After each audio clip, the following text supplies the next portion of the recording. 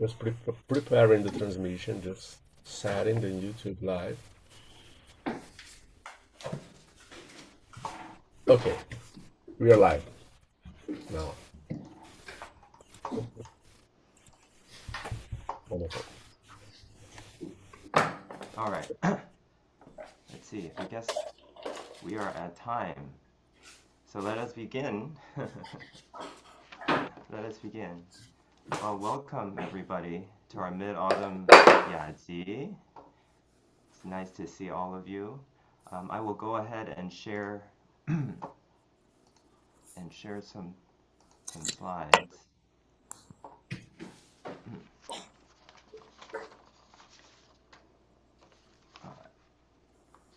All right, good evening, dear friends, and welcome to our Mid-Autumn gathering.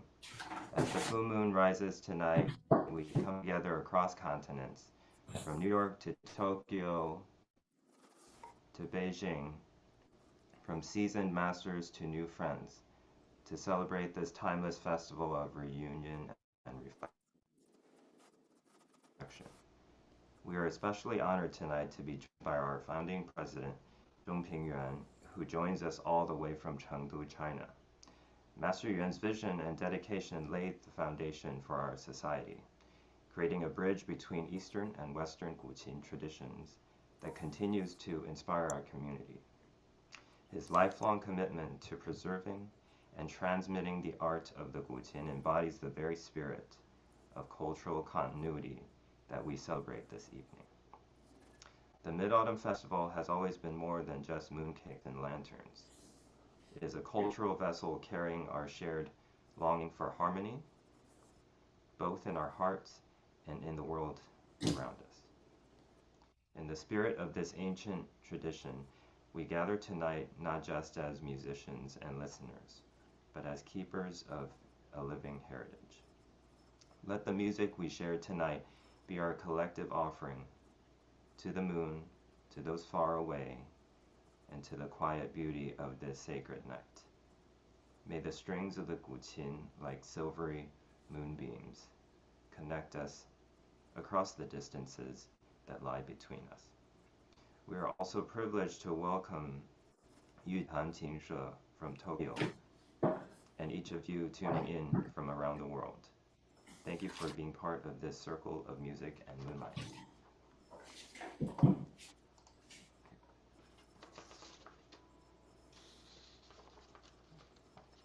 尊敬的各位琴友，大家晚上好。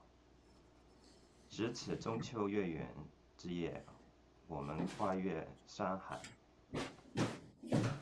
相聚于此，从纽约到东京，从琴坛前辈到新知旧语，共同践行这场跨越千年的团圆与沉淀。今晚我们特别荣幸地邀请到纽约琴社创社会长袁中平老师从中国成都连线参与。袁老师以深远的眼光和奉献精神奠定了琴社的基础，在东西方古琴传统之间架起了桥梁，至今仍在致力着我们。他对古琴艺术传承与弘扬的必胜追求，整体现了我们今晚所要颂扬的文化传承精神。中秋不仅是月饼、鱼、灯笼，更是一种文化意象，承载着我们对人月良缘的永恒向往。今晚我们以琴为媒，不独为丝绸而圆目，更为文脉之传承。愿今宵琴声和月光金会流转，唯己天涯旅人，温暖慈夜清秋。我们同时重新感谢东京玉堂琴社的参与，以及荧幕前每一位与明月共此的你。情韵千里，明月一心，愿今夜永驻你我记忆中。谢谢大家。Thank you, Alan. Yeah, my throat is a little dry. All right, let me unshare.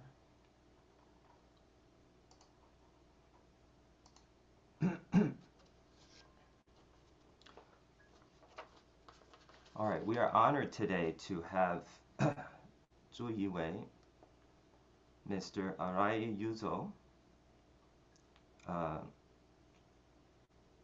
teacher Chen Ya, and teacher Zhang Jinquan joining us from Tokyo. So we are very happy for them to be here.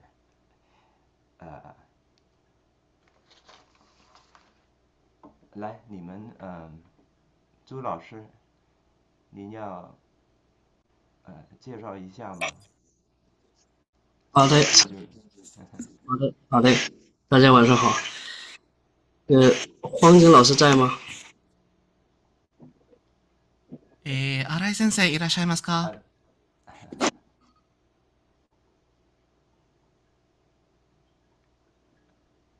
看到吗？在呢。黄景老师。哦，对。您好，您好。秋月。要不要有请黄景老师做一下我们。听到了。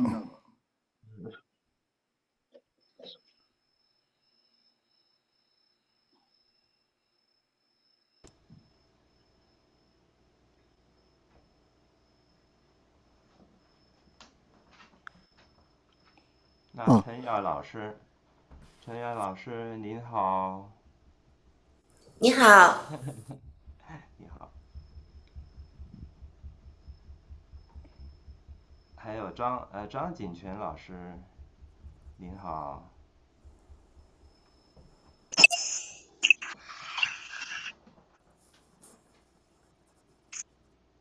张老师可能对没声音，不要紧，对。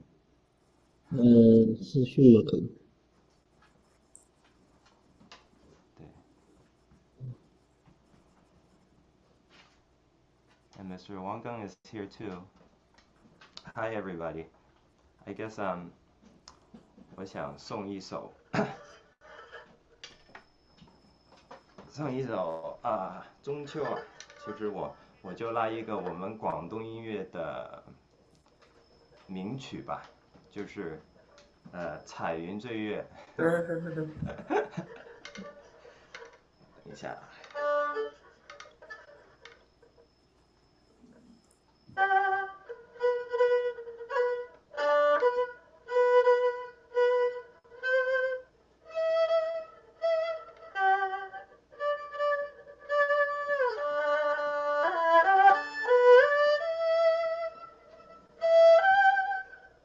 声音有吗？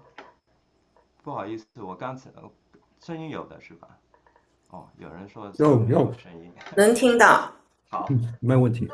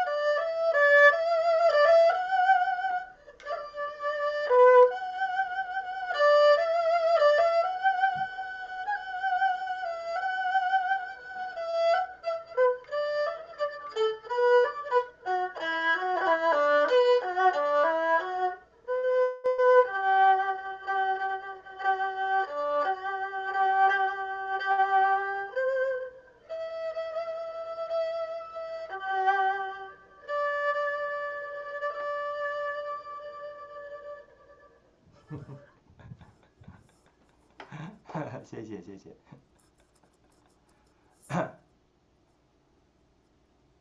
Let's see, who would we have who is going to play Qin?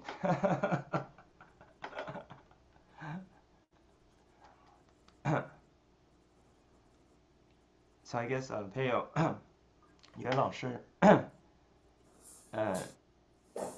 袁老师，你会介绍一下您的琴是吧？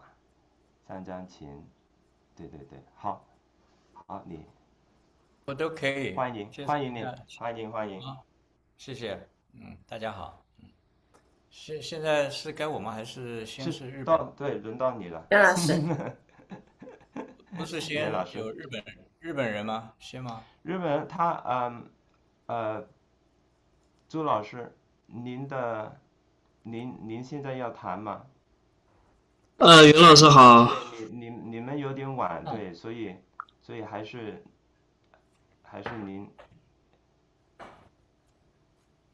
您开始吧。对对对，朱老师，对对对，您介绍一下自己，对。袁老师好，社长叶老师你好。明天是中秋节，首先祝大家中秋节快乐。我自我介绍一下，我这个名字是写的是姓傅，但实际上我是姓朱。我的曾祖父是朱熹的25世孙，所以说是这样的。今天晚上很荣幸，纽约琴社这个叶老师邀请，下面呢有请我们社长黄景雄山老师，我们那个琴社的这个介绍，因为他之前整理了一个介绍的一个文件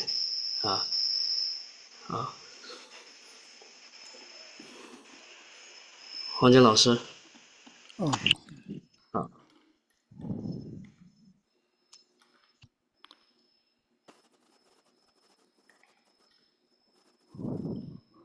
Hello, this is Arai Yuzo Arai, also known as Chu Yue, from the York Qin Society. Very welcome. Oh, thank you very much. It is a great honor to have our member invited to the New York Qin Society's Mid-Autumn Gathering today. On a personal note, I am deeply grateful to former President John Thompson, who hosted a wonderful private gathering for me when I visited New York in March 2016. Recently, I have also been learning a lot about Yamagata Daini from Vice President Juni. Now, I'd like to briefly share two main things with you all today. One is an overview of the York Qin Society's activities. The other is an introduction to Japanese Qin studies.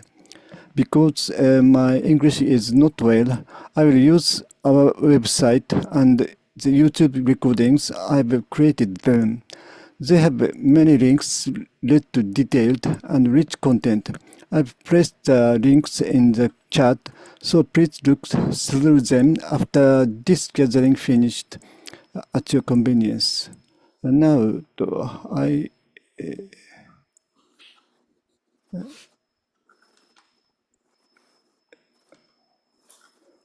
message for you.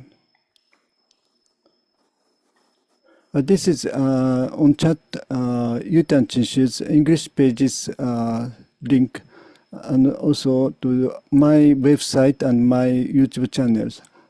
Please later to look. Let's start by looking at the York Qin Society's website. I'd like to enable to share to my screen. Yes, of course. Yes. Just 1 second. Yeah, great.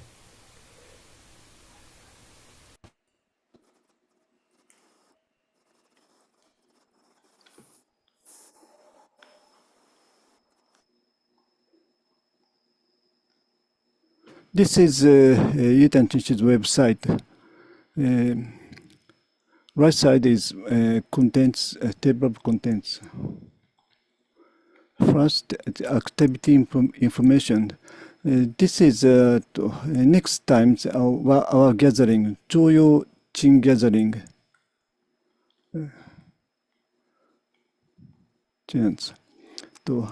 This is recently finished gathering, Chin Heart Across the Four Seas, the 50th collaborative gathering to commemorate the 130th birthday of Mr. Chafshi, the Tokyo, Japan York Qin Society. This is by changing the calligraphies. This is already finished, so recording is on YouTube. This is link, Japanese version and Chinese version. Chinese version is later we can it.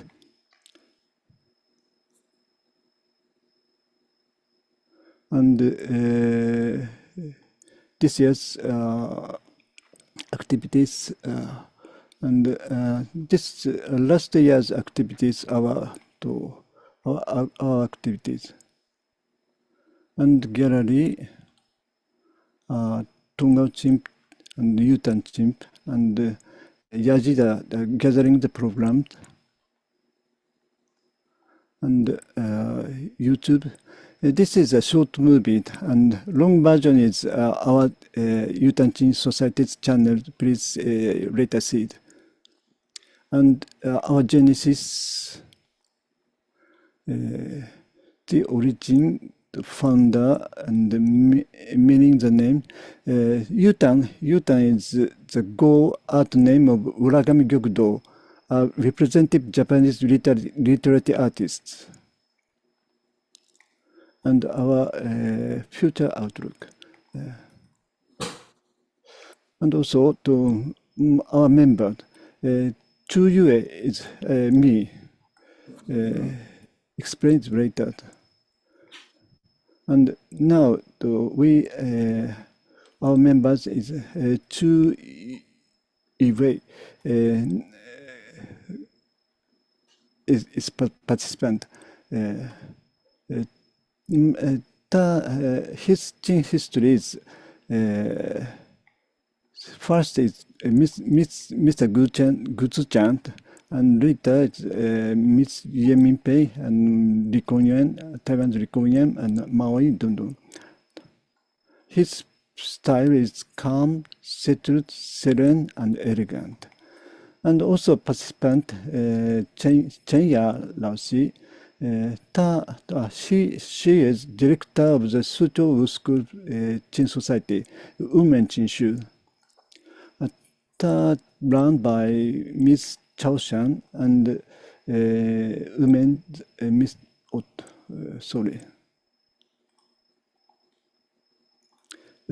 women's Mr. Guantong. Her style is simplicity, strength, purity, and harmony. Later we can hear her performance. And also Liu Zhonggan. Liu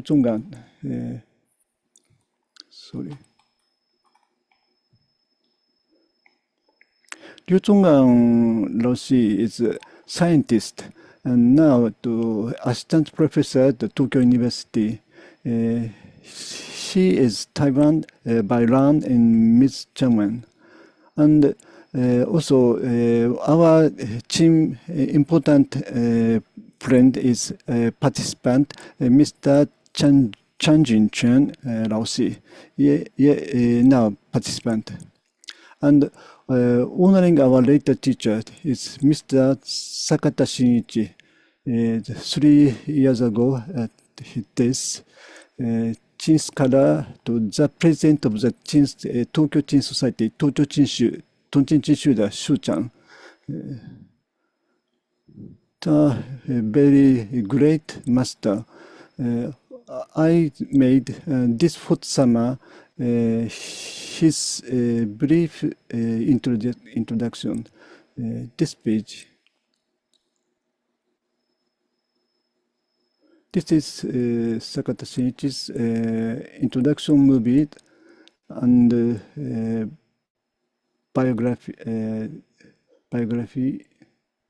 and bibliography, and there is a link and her writing, and this photo summer I made Soransai, his art name, music note. This is 450,000 characters and long magazines essays. This link is clicked, and this is a table of contents. For example, Kaoru Bay. This is, and click the. This is main text. Don't. This is for example. And another link and access. My introduction is I am an art historian. This is biography. My major is art history of art and Chinese painting.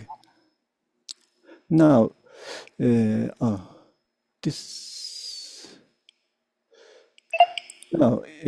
my research, my interesting to literary culture in Japan and China, focusing Qing poetry, calligraphy, and painting, and its relationship. This is for example, my papers, PDFs. My Qing history is Tontin before starting, and by land Sakata Shinichi, and by land Ms. Wandi. Now, my interest, now to reconstruction, the complete Dongao Chimpu Chenben and Yutan Chimpu. This is YouTube's example, and introduce my website, Qingshe Shufa Chao, nest of the Qing poetry, calligraphy, and painting. This is link. Clicks. The end. Up this Guqins and the poet and calligraphy, and the painting. To left is Chinese painting, right is Japanese art history. This is my lectures note in universities, like then. This is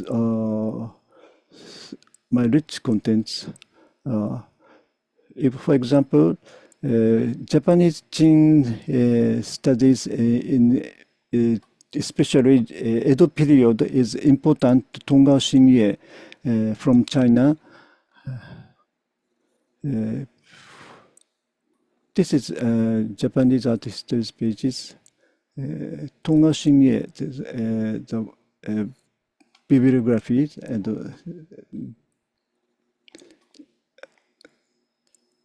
the end.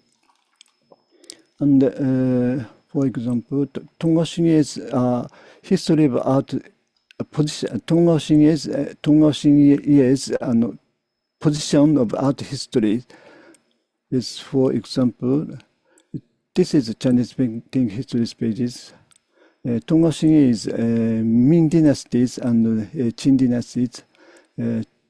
This pages.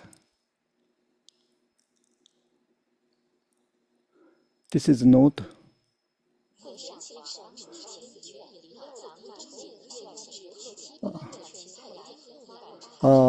Sorry.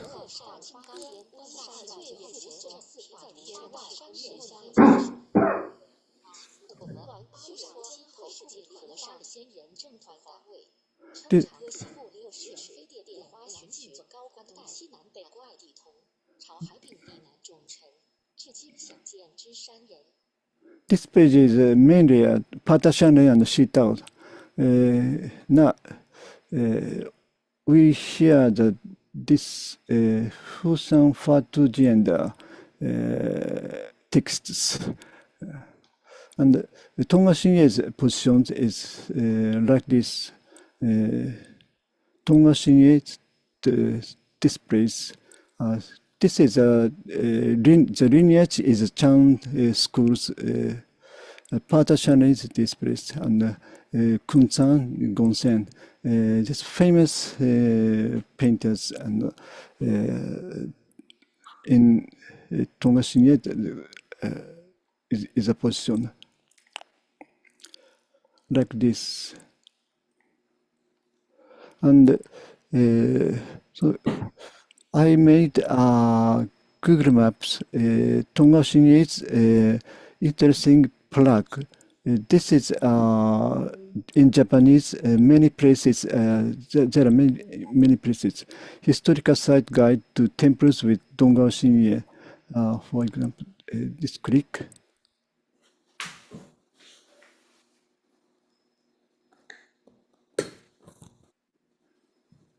This is Japanese map and position. It's your temple and with plaque.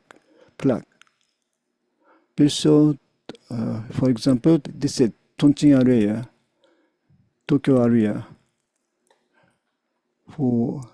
This is Tokyo suburb of Tokyo.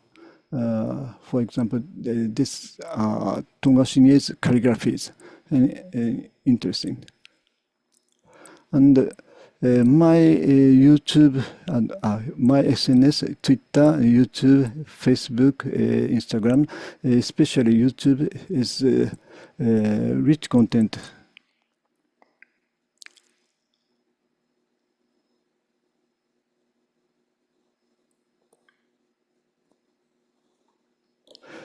Especially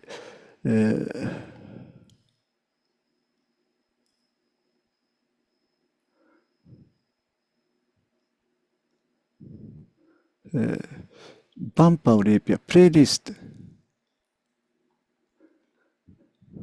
I made Tonga Chimpu the playlist like this, and Yutan Chimp, she is made by Uragami Gyokdo. This is Saibara piece, like this. And now,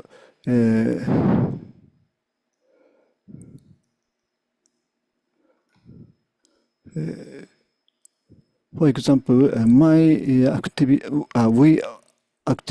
our activities last gathering. This is activity review.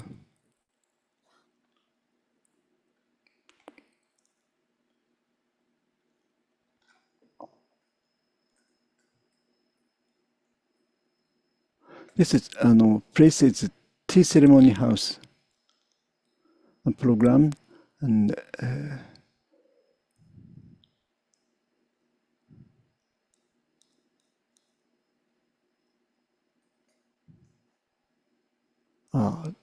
they ended. And now my last introduction is to hear gathering YouTube.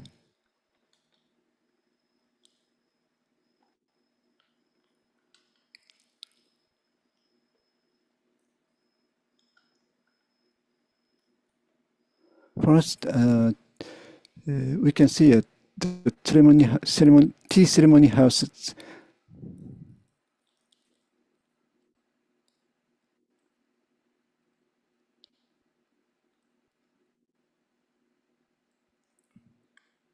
This is a suburb of Tokyo.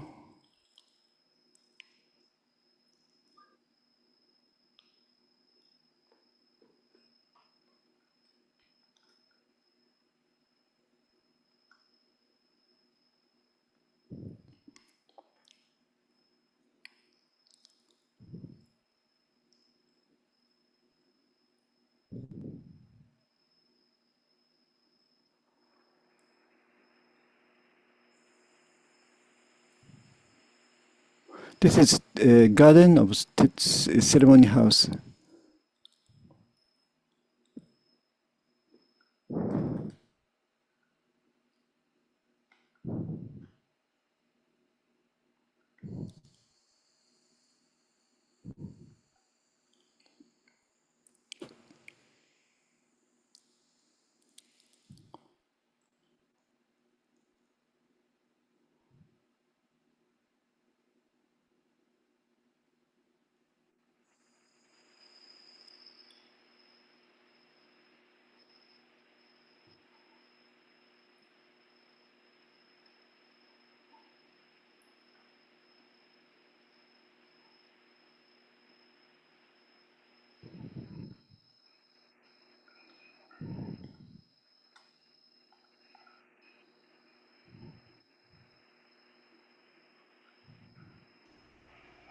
Very beautiful.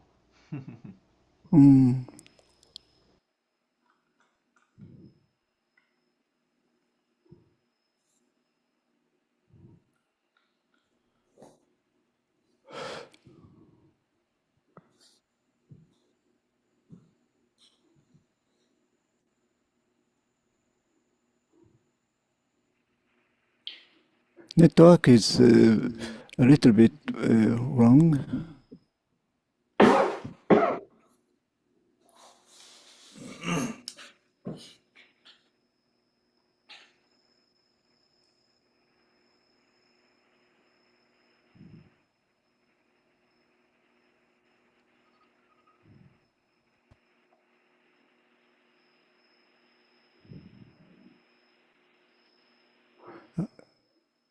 This is in tea ceremony houses.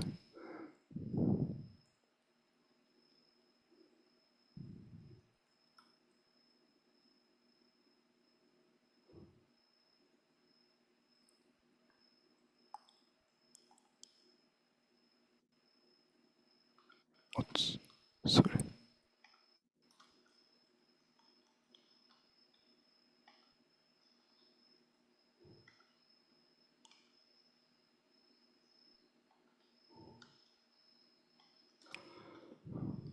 Now I waste time.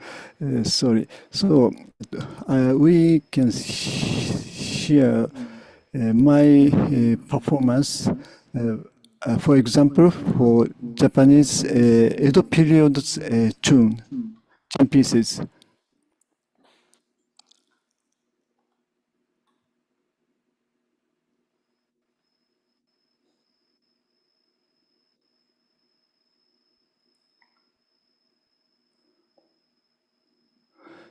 This is gathering chapter 2 about Japanese Qin studies. For example, Tonga Chimpu's pieces. I played Lantau Sha from Tonga Chimpu Chemben. This is Chimpu.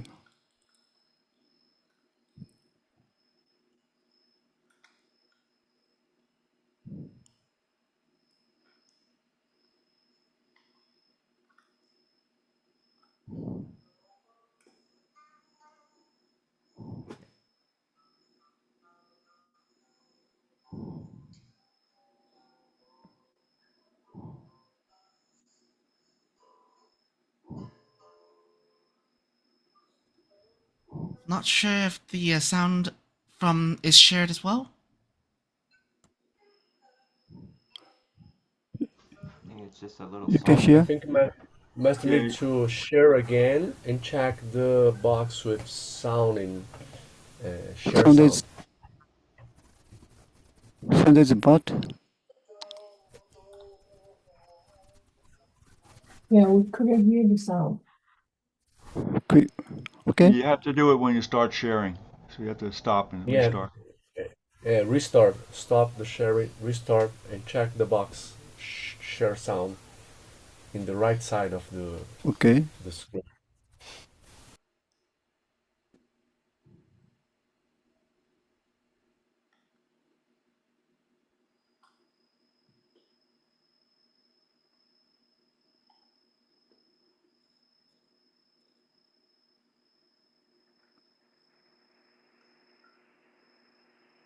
I think this is okay.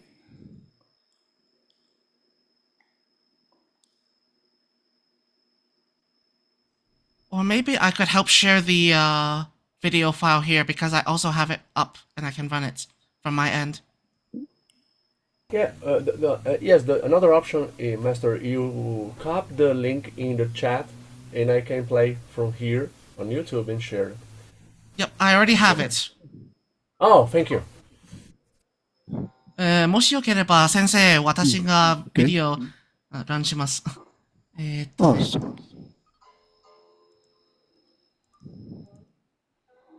Okay.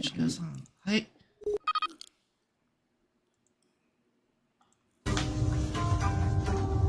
This is not so well. 把酒浇东风，几路左右，日阳之海路径东，总是断美，一时只有远方长。水上歌种种，只为日久。Qingshe发心Qingshe风，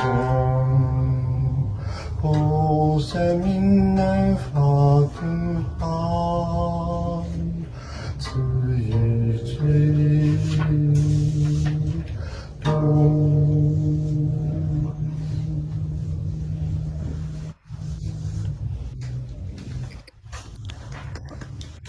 Thank you very much. This is a good example of Tonga temple.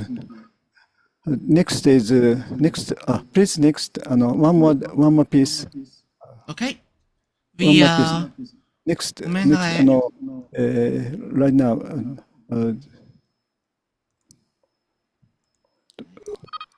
same link. Yes, this is. Yes.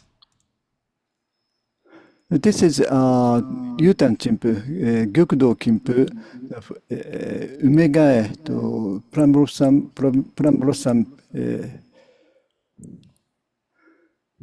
This is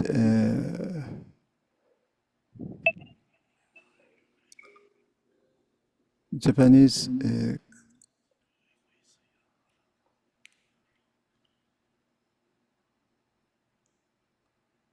This is temple, Meiji, Mega, Pian dynasties.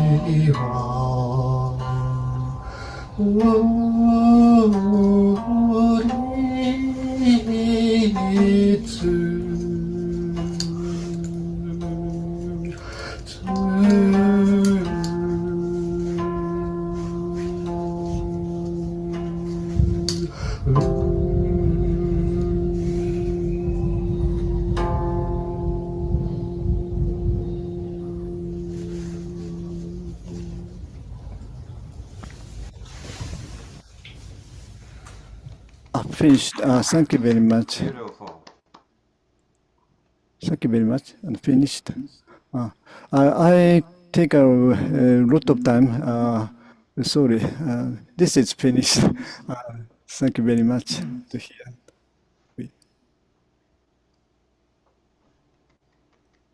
I ask a Thank question? you very much. I believe some of us have questions. Do you think we can spare about 5 minutes for questions? Xuezhai Qingshe was written by Chen Shen. Your studio name was written by Chen Shen. May I ask how you know him? Chen Shen. The calligraphy of Xuezhai Qingshe. By Chen Shen. Yes, how do you know him? Directly I not met him. I'm sorry? I not directly met him. This is made for organization. Xuezhai Qingshe's organization. Yes, I'm asking about the calligrapher. That's all right. Never mind. Arai Sensei, there is a question I've been having about Japanese chin players from the transition to from the late Edo period to present. When we read the essays and historical records, we see that the last of the transmitters down from Toko Shinetsu is Obata Soha. Are there any students of his, and does the tradition continue to this very day? Are there students of his?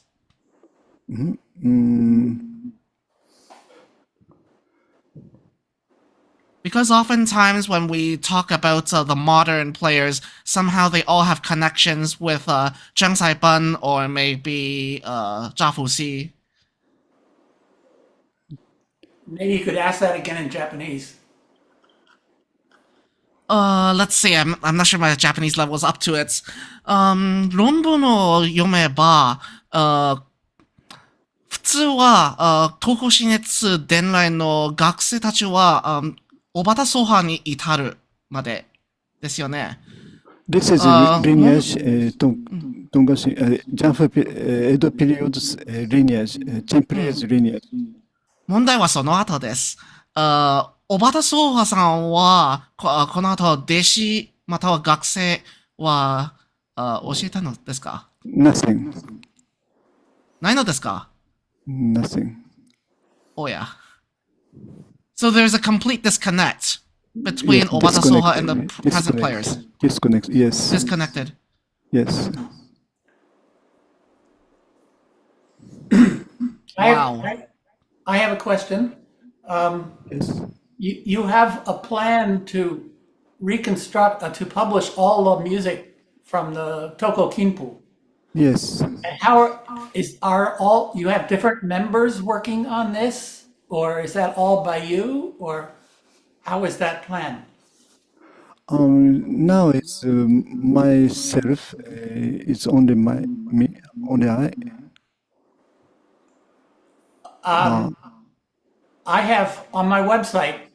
I have done 24 pieces. Oh, yes. And I think it would be very interesting to compare the structures of those.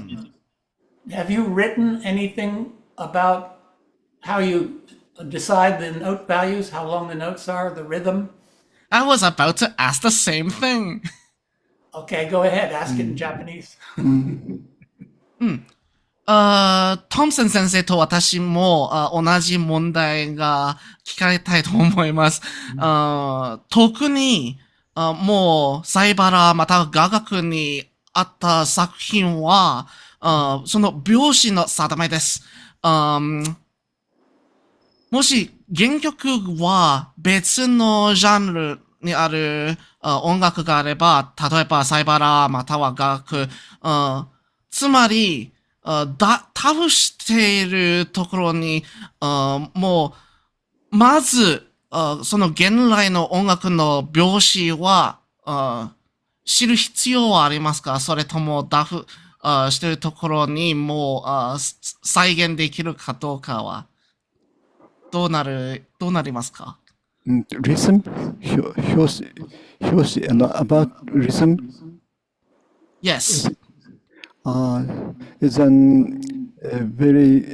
are many difficult problems. Now, I reconstruction of Yutan Chimpu. Yutan Chimpu is very clear to rhythm.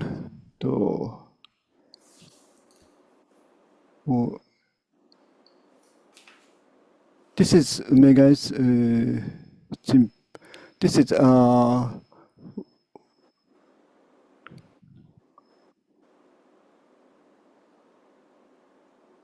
sorry.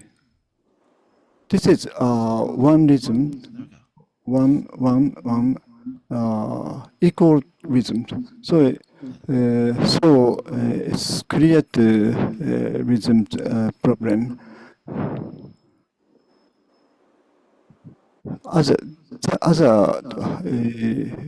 There remain problems. Yutan Chimpe is no problem. It's rhythms.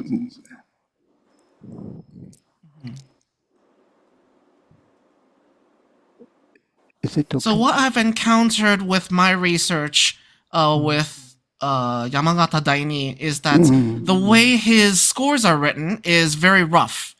It's just jianzipu written into a line of text. But then we all know that the music that was there is straight from what we now call gagaku. And gagaku has a very nuanced sense of rhythm that is placed especially in the performances today. So if you just play it straight, it's not exactly there. So I find that I have to listen to the original gagaku, get the rhythm out of that, and try to adjust the length of the notes from here to there. So I think John and I are both wondering whether there's this context to look from. This is Yamagata Daini's pages. Yamagata Daini. Yep. And for example, Yamagata Daini's Gagaku score like this. For famous Tenraku is this.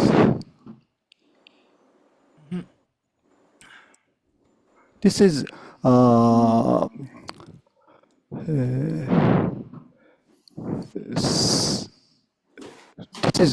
rhythm. Hyoshi rhythm is clear, and if reconstruction, we play we famous melodies as same as reconstruction. This case is a little bit easy to reconstruction. I find that I have to first slow down because Gagaku melodies are played slow today, but then if you just play it straight, like from a Qin player's perspective, I find that a lot of the context of drawing out certain notes or adding flourishes in other instruments are all gone. They're all missing. Now I say the problem is too many.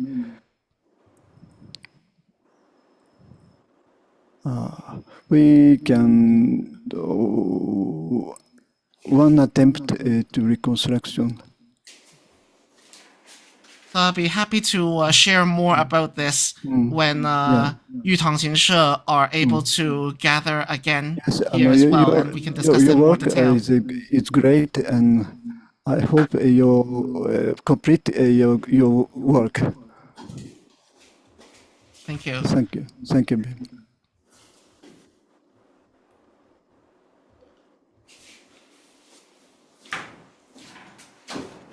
Just to quickly share, this is the same score again, but written out in 5-line staff.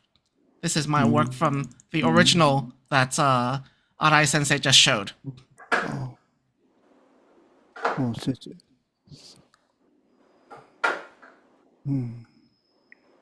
Thank you very much. Okay. What?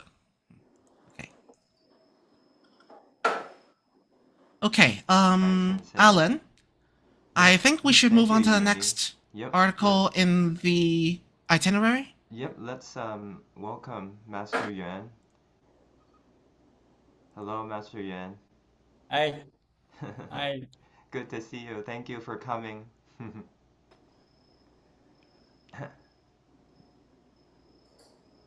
Oh, I think that. Happy to join New York Qin Society's gathering. How's my voice? Is clear? Very good. Okay. And because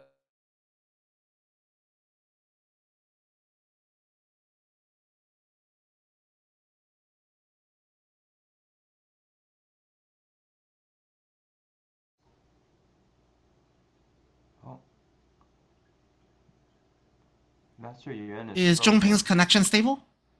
Yeah. It's frozen, but yeah, it's frozen. We need to just wait a little bit, maybe.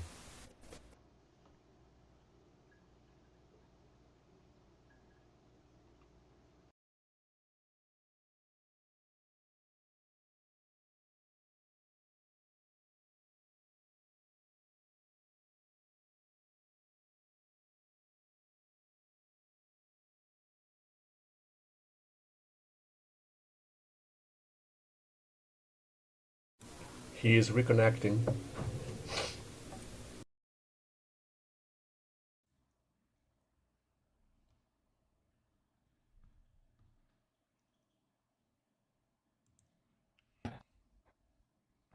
are you with me?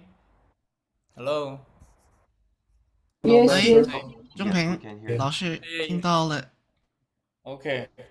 Maybe the signal is a problem. I use my my cell phone to link my computer.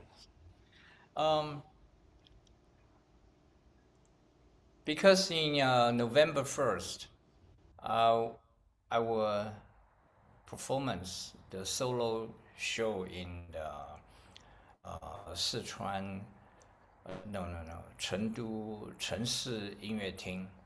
So that's why I'm here. I prepare three Qing I brought from Taiwan. So I would like to introduce you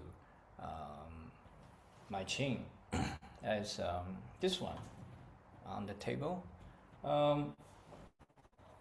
I want to correction when you say when the article said it's Yuan dynasty. Actually, I don't know this Qing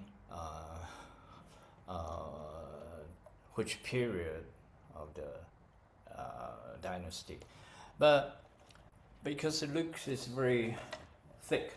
Okay, if Ming Dynasty, Zhongni style mostly is more flat. So this Zhongni style, but you see the whole body will have the crack, 断纹.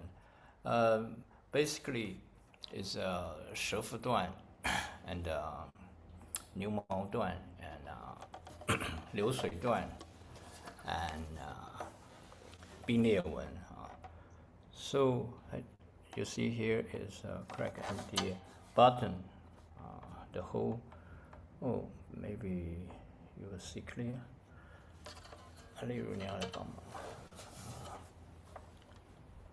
If you see carefully, you will see the cracker, the 断纹, and also inside have the some character.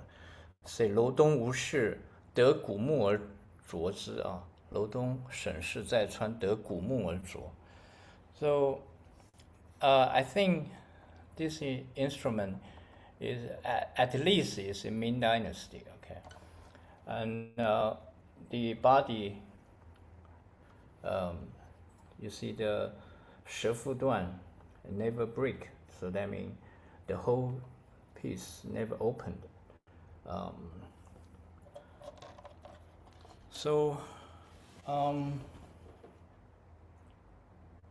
In Tang Dynasty, in Taichung area,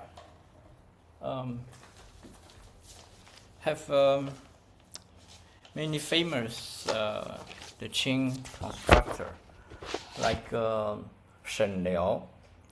His work, the song in the article written, the song is very clear, bright. It's that character, but this Qing is similar like this style. In the Song Dynasty, you have Shen Guo, Shen Liao, Shen Gou. They also live in Taichung. In Ming Dynasty, Xu Qingshan also is Taichung.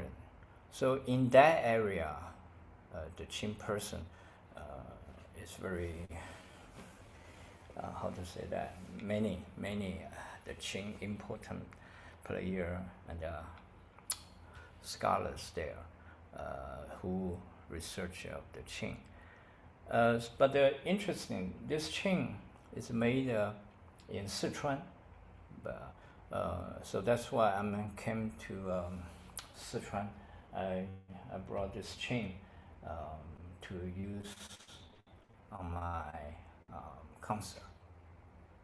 So, and then I would like to play one piece, use this Qing to you, because in my concert I prepare at least 9 pieces or 9 pieces. I bring 3 Qing.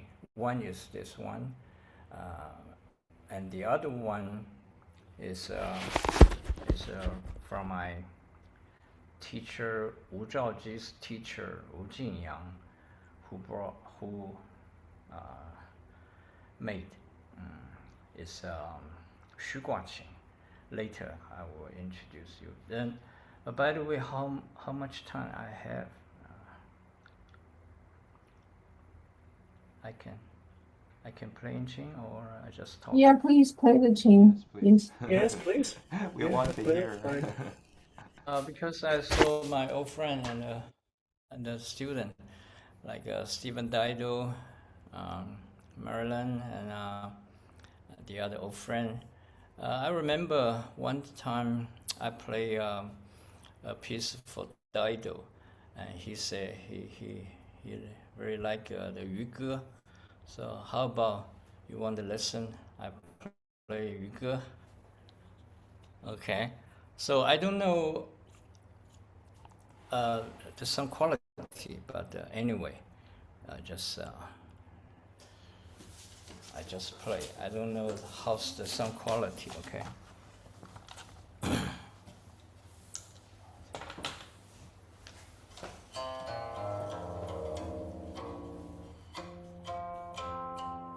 Is it clear? The sound is good?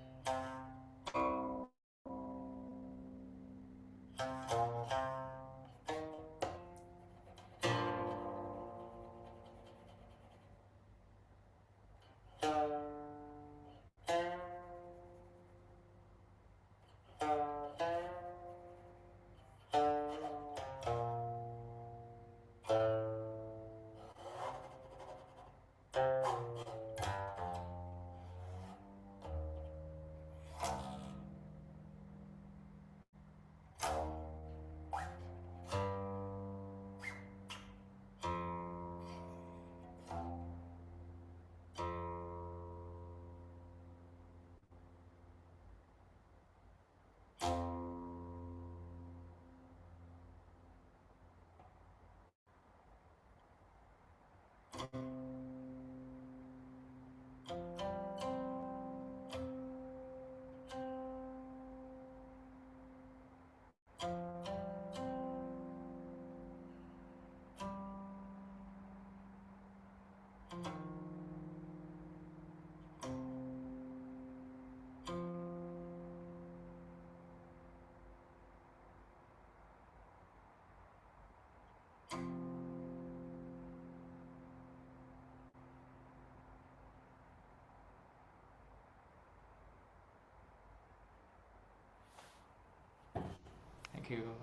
Thank you, Master Yuan. Thank you.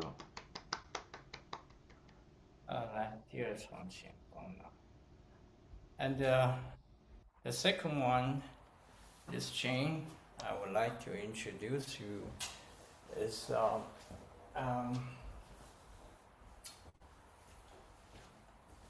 no name, but look, this is a very big size. Made by Wu Jingyang.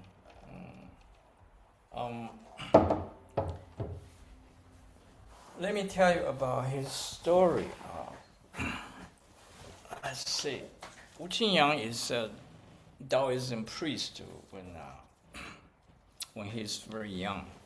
He to be a priest in Sichuan. He's a Chengdu-ren. He in the Qingshe, Qingshe to be a priest. So that's why I brought this chain to Chengdu. Also, I want to show Chengdu people about this chain. And Wu Jingyang, he mostly living in Suzhou, Shanghai, Hangzhou, in that area. In that time, he had got a job is in Suzhou Yangongtang. I mean, it's the salt business. And the company, the boss name is Ye Zhangbo. Ye Zhangbo 字西明. That's why in this chain has Ye Zhangbo Xi Min. The name is carving in the inside because when the Wu Jingyang bought the wood in the Shanghai area in the Republic, that about 1919, this Mr. Ye, he created in Yuan gathering in the August of the 1919. He host for this Qing gathering. And after Qing gathering,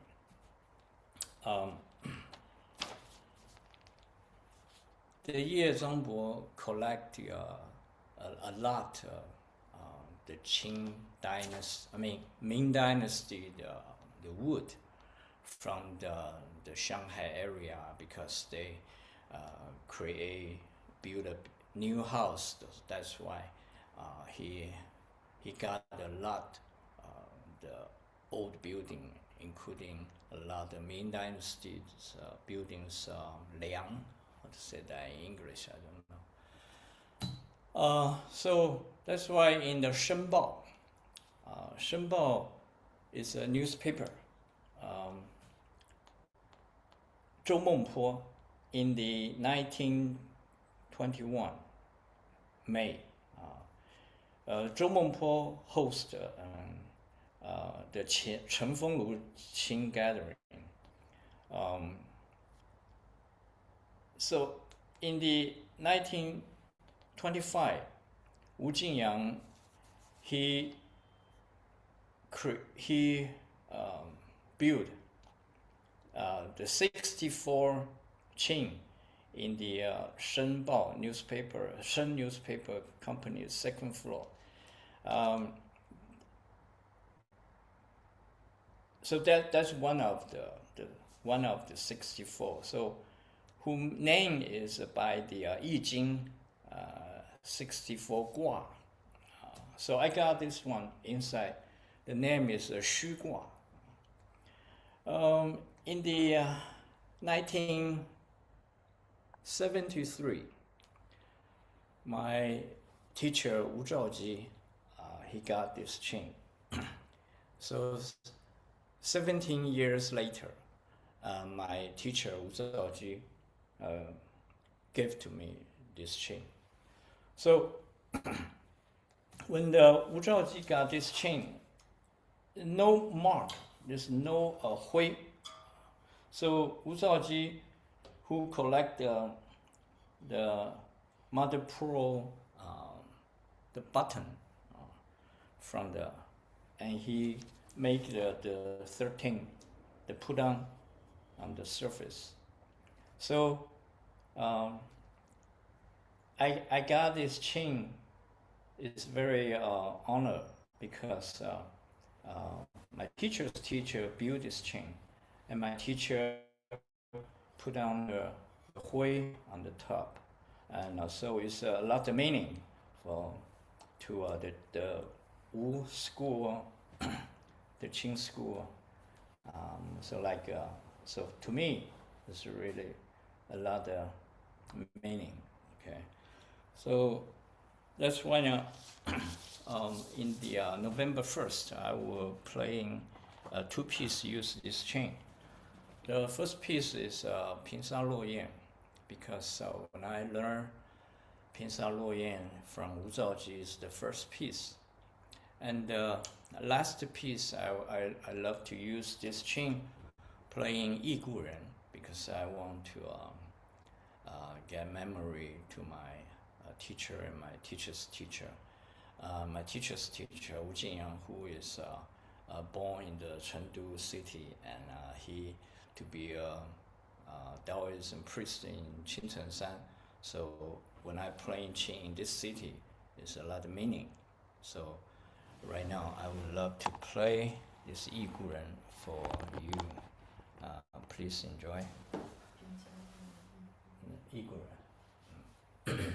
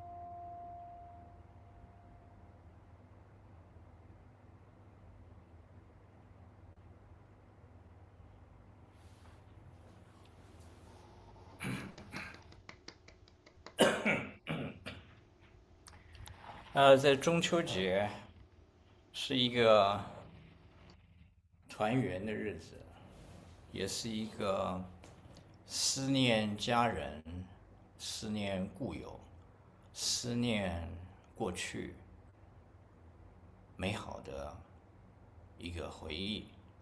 所以中秋节是我们中国人特别注重的一个节日。我们但愿人长久，千里共婵娟，这是一个我们的衷心期盼。虽然我们没有办法坐在一起，但是透过现代的科技，我们能够跨越这种空间在今天这个重要的时刻中秋节的相聚。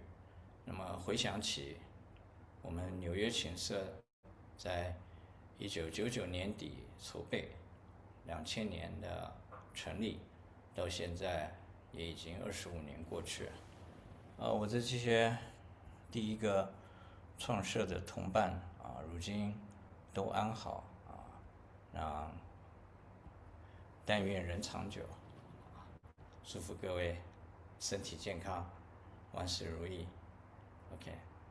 Thank you. Bye. Thank you very much, Master Yuan.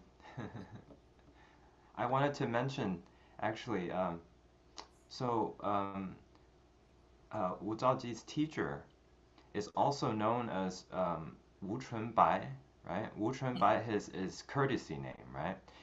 And actually, my teacher, my first Qin teacher, Liu Peiyuan, actually has a song qin that he bought from Wu Chunbai in Hong Kong. And it's a very light instrument. It's shuangyang qin, and then it's actually very elegant. I think maybe 适合一个 scholar lady 弹的一张琴, but it's a very special instrument too. So we are connected by the qins. Yes. That's a very link. Because when Wu Jinyang, who live in Hong Kong, nobody know what the news about him. That's why. That's in the maybe 1950s, around that time.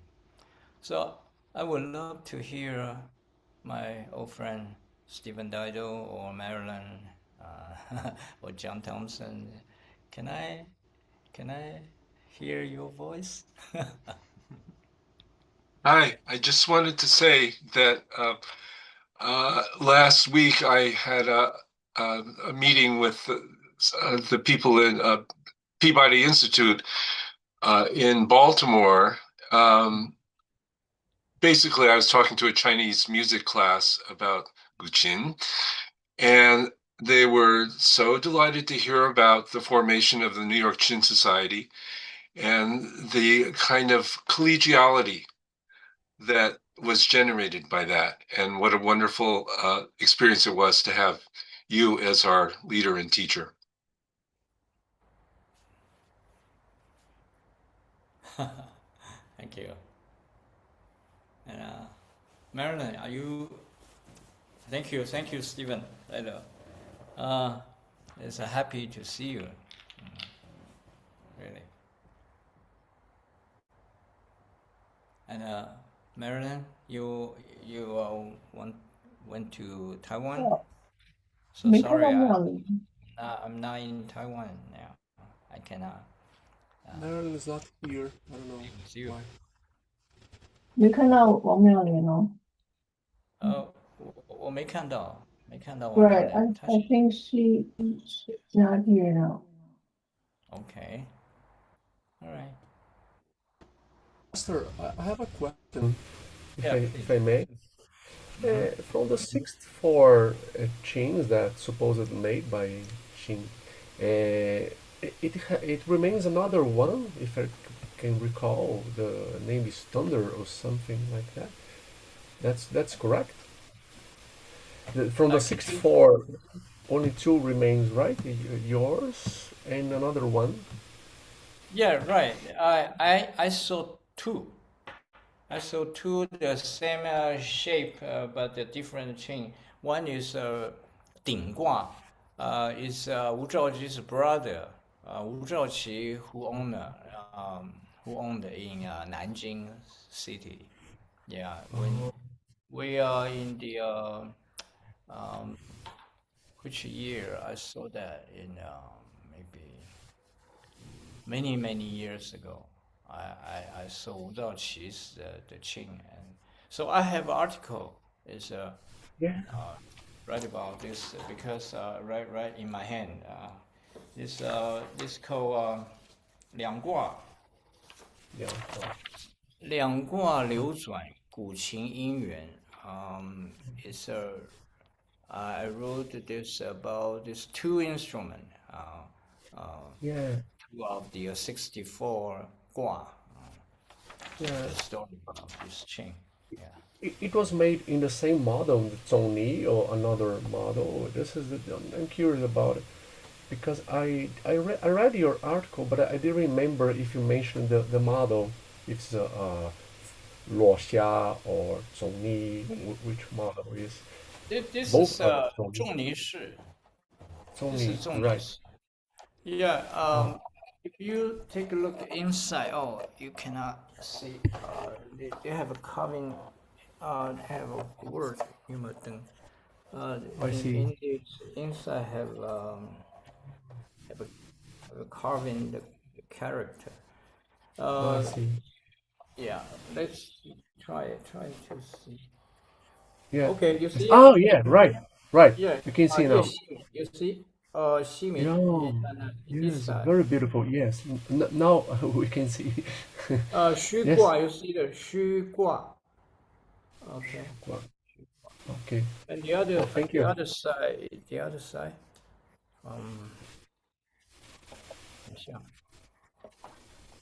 Here. 明代. You see Ming Dynasty.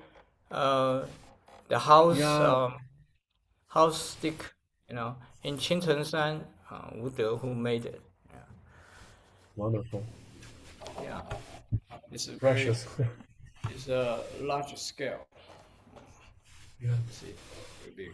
Thank you. Thanks so much. Who asked this question? Who is asked this question? Andre did. Andre. Andre from Brazil. Nice to meet you. Okay. Thank you. Any question?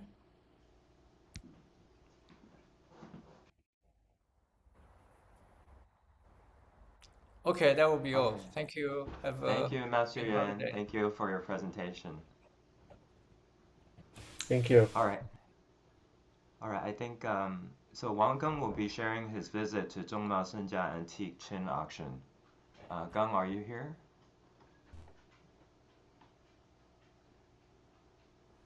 Yes, I'm here. Okay. All right. I'd like to share my laptop screen. So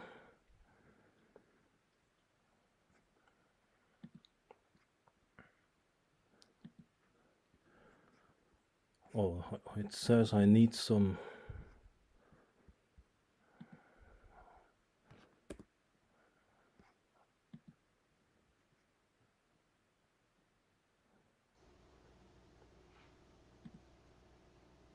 well, I need to leave meeting and join again. I mean, okay.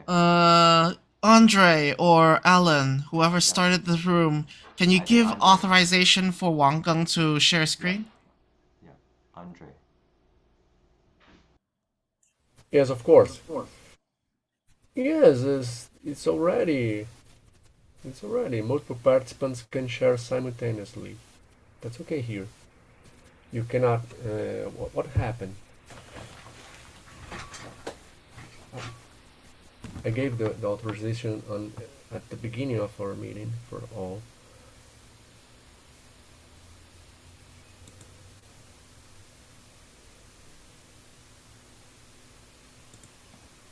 Oh, I see. The spotlight it was on, but try again.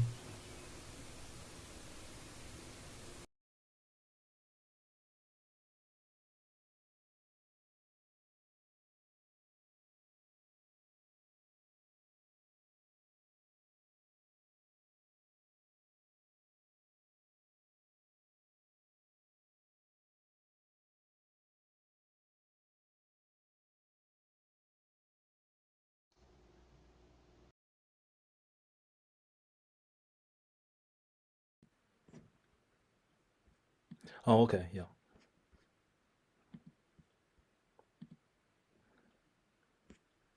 Okay, so first I'd like to add something about our Japanese friend Zhu Yue and Mr. Huang Jingxiongsan, because I visited them this April, and they have this Yaji in Tokyo, and they were really friendly people. I mean, they have this about 8 to 10 members there, and they're very friendly. So, so if you guys whoever visit Tokyo, you can just contact Zhu Yue or me, and well, we can play chin together.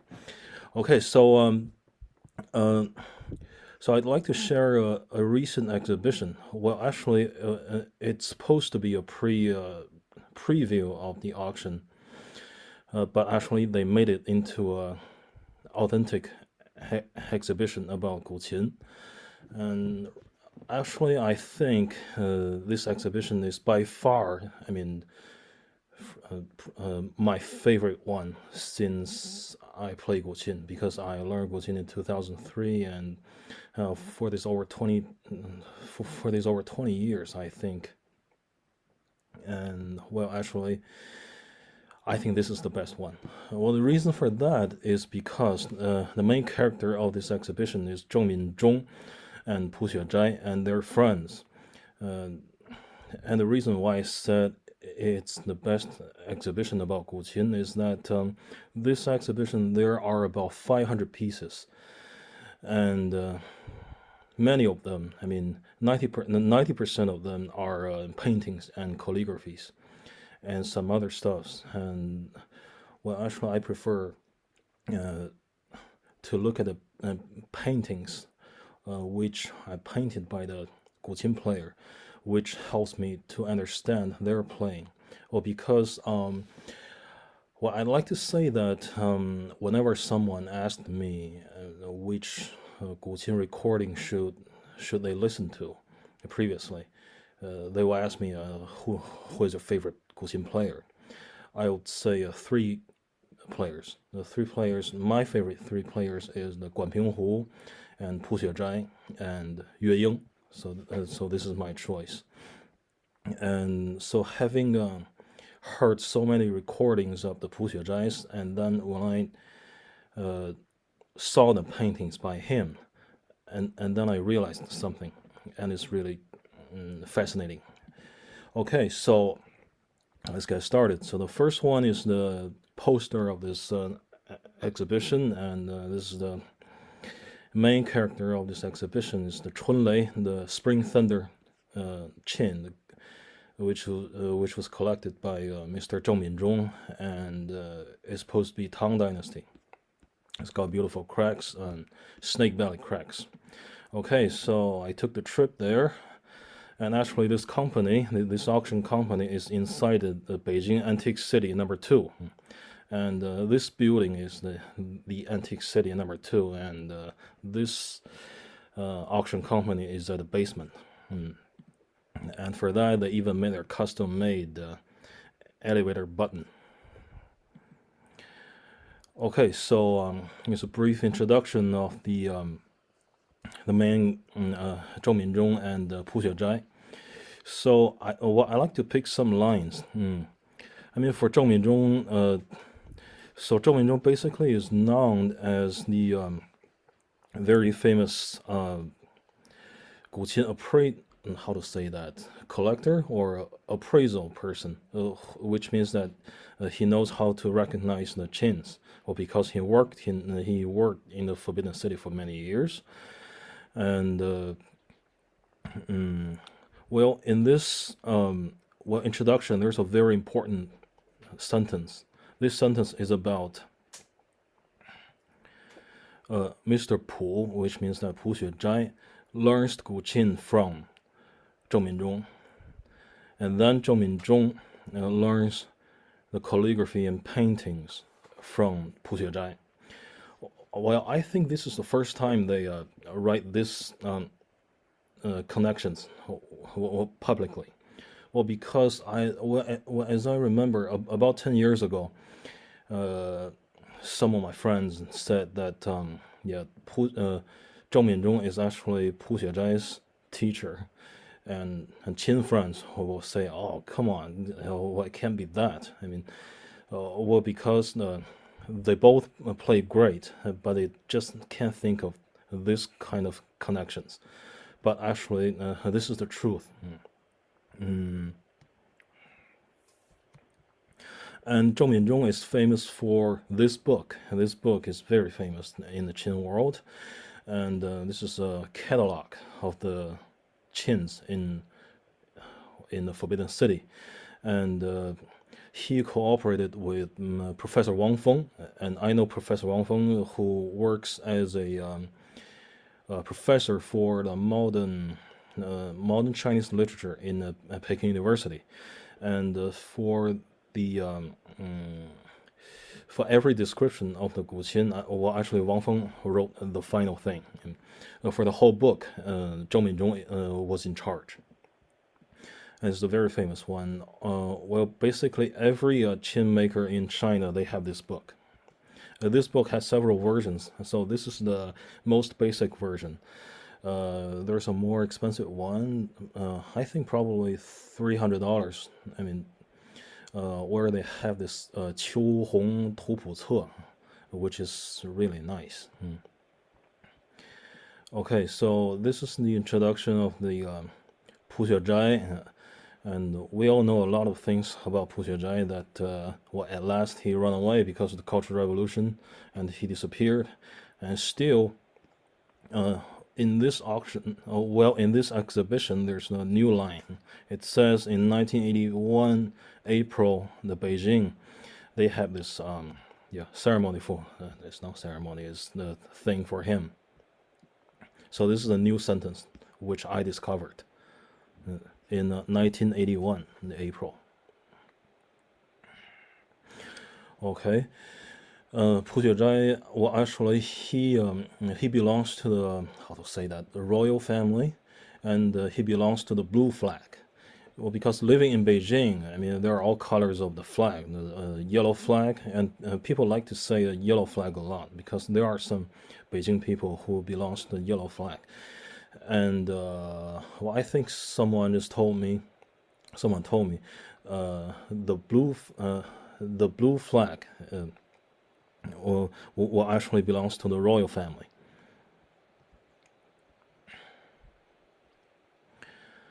And well, in some other articles, they also said that Pu Xuezhai can play a really good 大三弦, which means that the big three-stringed musical instrument. And well, as I remember, he used to, well, in that article, it says Pu Xuezhai wanted to teach this royal three-string musical instrument to Jiang Kangsheng, but Jiang Kangsheng didn't learn. Yeah, so it's a pity. Okay, so, well, in this exhibition, there's one interior design. There's only one room which has the interior design. It's just, a table with a little painting from the Pu Xuezhai. Okay, and this is the only interior design room in there. So next, let's get started with the chins. There are 9 chins there. Well, I'd like to share some of my thoughts. I mean, looking at those chins, while I was browsing this, while I am now browsing this. So the first one is used to belongs to Yang Zongji. Yang Zongji is actually the teacher of the Guan Pinghu, and Zheng Minzhong actually learns Qin from Li Yuxing and the Guan Pinghu. Okay, well, the thing about this Qin, what I like to say about it is what is about the color. So the color is red and black. So as my experience in the Guqin world, what I know that all the antique Qin's original color is actually black or brown. There were basically no red Qins before. Well, the reason why this Qin has the red part is because as time goes on, when cracks came to the chins, they try to fix that, and the chin builders, they will mix the lacquer and so-called canisor or the 朱砂. Well, I don't know how to say that. Cinnabar, and sometimes they will mix a similar thing. It's called 银珠, silver bead or something. 银珠, someone called 银珠 the fake cinnabar. And this chin is actually covered with this 银珠, which means not fake cinnabar. Regarding this chin, I'd like to say this one. Okay, so the next one is the so this is the back of the first chin. The back of the first chin. Also, you can see the color there. Okay, so the next chin is called Benlei, which has a really good name, Running Thunder or something. The red one, and which is the Ming Dynasty chin. And this chin, why I like the shape of it? Well, because I think the color matches the design of the chin. I mean, the head of the chin I think is quite aggressive. I mean, well, in the design aspect in the Ming Dynasty chin. Okay, so this is also a cinnabar, a red chin, and the red lacquer was also covered later, not the original one. The next one is actually a quite good name one, which name is the 雪夜冰. 雪夜冰, the ice from the snowy night. And the thing I'd like to talk about this chin is about the cracks. Well, because as you can see, there are a lot of large, another type of snake belly cracks on this chin. So the front looks like this. The front, oh, it's a little slow. So let's just see the, okay. Well, actually, many chin builders who makes fake chins likes to imitate this kind of cracks. Well, on the market, actually, when you search on the, just like 闲鱼, which means the Craigslist of China, just like many Chinese sites, and some people claim they are selling their antique chins for just $1,000 to $2,000 US. 95% of them have this kind of crack, but they're fake. But this chin, the cracks are real. So when you take a closer look, then you can get to know which cracks are the real ones of this chin. Of this type of crack. Now, there are a lot of type of cracks, but this crack is the most popular one to copy.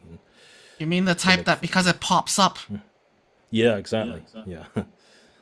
Yeah, and okay, so the next one, Yuan Gudan, means that sound from the Yuan dynasty, which sound like ancient and clear or calm or something. Yeah, there's also two colors on that, and well, actually, it's a Ming dynasty chin, 仲尼式.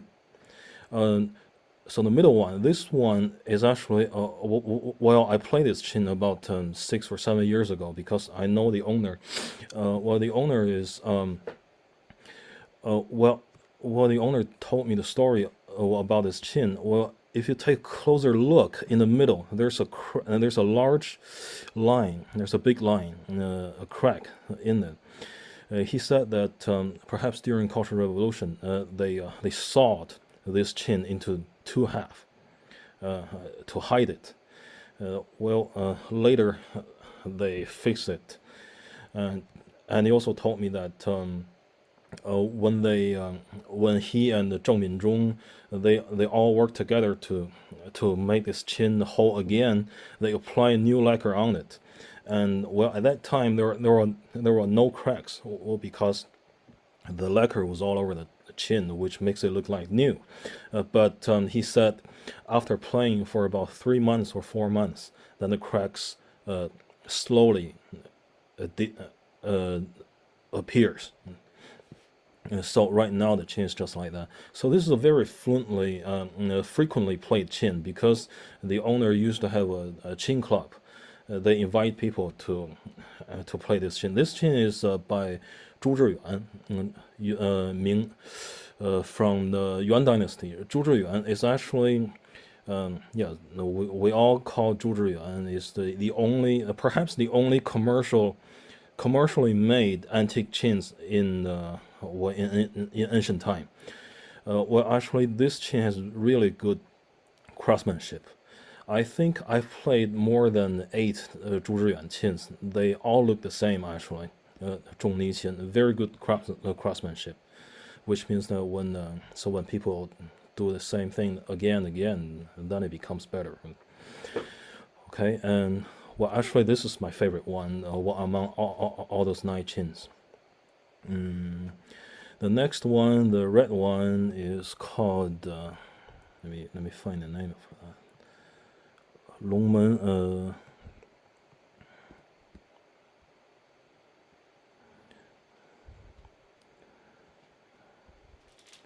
Okay, I'm skipping this one. This one is the 落霞市. 落霞市, this one has a name, 巨壑丘, just like a canyon, the autumn in the canyon or something like that, and it's covered heavily of the red color, which means that it was much modified. And also you can see those deer horn powder on it, and there's a jade on it, and yeah, it's from Ming Dynasty. I've never played this chin before, and so this one is Yuan Guzhan. Okay, and okay, the Zhu Yuan qin also has a very good name. It's called Shangao Shui Chang. The mountain is high, and the river is long, or something. Yeah. So this is the back of the Yuan Guzhan, the Gudan. Yeah, okay, so this red chin is the Chunlei, which means the most important one in this exhibition. And well, if you carefully see that, you can see the hui are all shining because it's pure gold. And actually on this chin, the size of the hui is really large. Well, I remembered about 12 years ago, there was this Tang. There was another Tang Dynasty chin, which was called Yichi Bo, and Yichi Bo has the same size of the golden hui on that. Chunlei. Well, by far, I didn't find any recordings of this Chunlei, so well, I'm still trying. So yeah, maybe I can find a recording of this Tang Dynasty chin. Okay, and this 人籁, human song, human voice or something. It's another chin's back. And the 龙门风雨. 龙门风雨 is also another popular one, but well, perhaps I played it, but I don't know. It's kind of, it always got a special shape. 凤式, well, I think it's 凤式. 凤式 is very rare in Song Dynasty. 龙门风雨. I don't know. The fact that it's got like 2 jigsaw teeth makes it think it's a lianzhu. But notice on the waist, one side's straight while one side is wavy. No, it's it's not about one side. It's both sides. Both sides. Okay. Yeah, both sides. Yeah, it's because in Song Dynasty, I think most chins are Zhongni style, but this one is the. No, I think it's Feng Shi.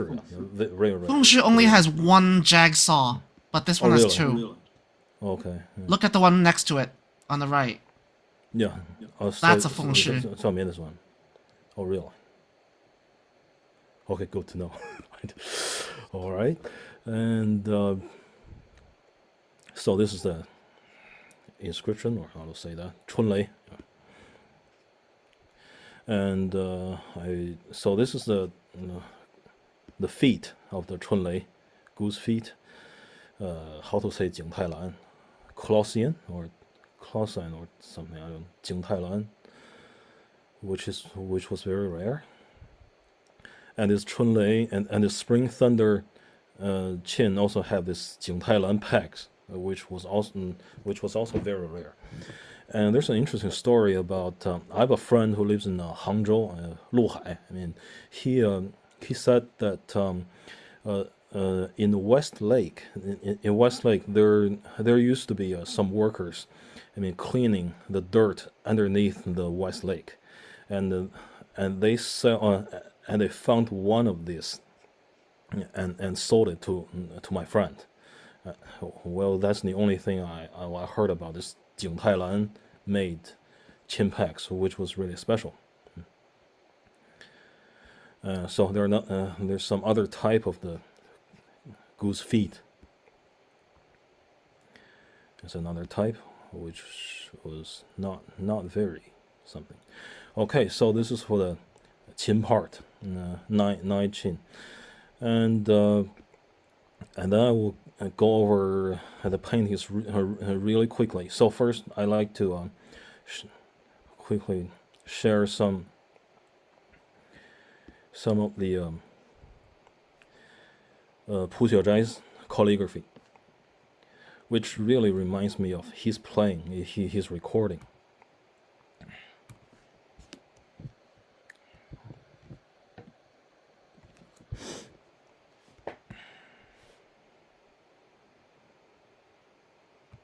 And well, actually, as I remembered, I mean, before COVID, 5 years ago or something, a calligraphy like this of the Xuezhai's usually cost about $20,000 US. But right now, I think it's much lower than that, I think. But at that time, people will think that it will dramatically increase because more and more people were learning chins, and well, actually, right now it's the opposite. Okay, it's a very nice fan. Well, if any of you wants the photos of which I took, I can send it. And they also said that they are going to publish 3 books for this exhibition, 3 books in a set. Yeah, well, I think I'm going to buy it and scan it. Yeah, so it's really good. Things like this, about 10 years ago, were just like $7,000 US. Yeah. So this is a Chairman Mao's poem by Xuezhai. How long will that exhibition go on for? It goes to until October the 20th. But actually, I mean, the auction will happen because I think there will be another preview of the auction. So this part is the exhibition part. So basically, it's a big thing. I mean, where's the exhibition? In the Panjiayuan area. Well, actually, it's in the Antique City area in Beijing. Panjiayuan, which is really famous. Yeah. Okay. Yeah. Well, I think worth a visit. If you're in Asia. Can you put the address in the chat? I'm going into Beijing in a few days. Oh, really? Sure. In the last one that you showed, you could see the strings were very old, I think. Well, I took a close look at their strings. I mean, yes, many of the strings are, but there are also metal nylon strings on there. Yeah, but the silk strings. I mean, I only noticed there's only one set of strings are old. Well, the others I think is a little newer. The one that you said you played? No. The others. But the one you said you played, did that have silk strings on it? Yes, but have a different set because I mean, the time when I played that qin, it was strung by a very thick gauge silk string, which was really hard to play. But yeah, but the owner liked to play that very, very thick strings. For example, the seventh strings on that musical that qin is as thick as the fourth strings of the regular ones. And well, the owner wants a lot of people to play that qin, and he said that he wants the people to to make the string surface smoother. You know where those strings came from? The thick strings like that, I only know from the Taigu. Was it made in Yeah, well, it's just the basic Suzhou strings. He just picked the thick ones to tie on that, and he made his own brand. And well, this qin show us on this exhibition probably means that he's going to sell this qin, probably. Okay, so these are, you can see, I enjoyed the calligraphies very much. So let's go to the Zheng, the carving, and also very good.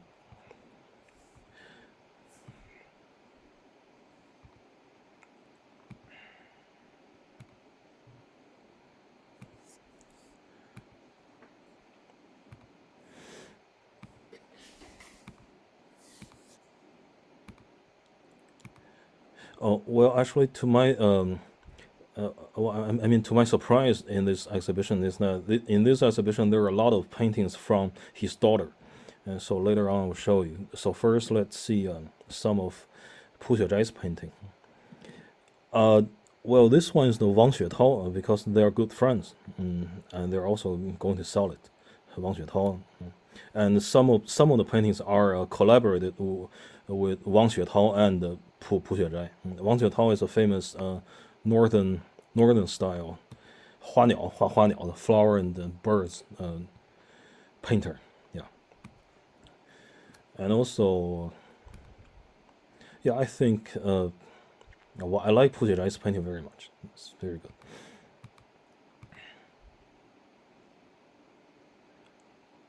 And so John, so do you remember Dr. Du? He has one of these actually. Yeah. Dr. Du. Dr. Du was the Taoist person. Oh, in Beijing. Yeah, exactly. Yeah. He has several of the Xuezhai stuff. He recommended me to buy it. I said, man, I have no money. Xuetao, this is one of Wang Xuetao.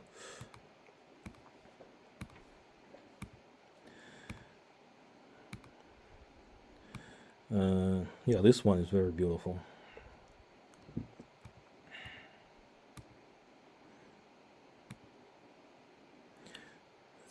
Well, I will put all my photos on the Google Drive. I can and then I share through the email list to you guys.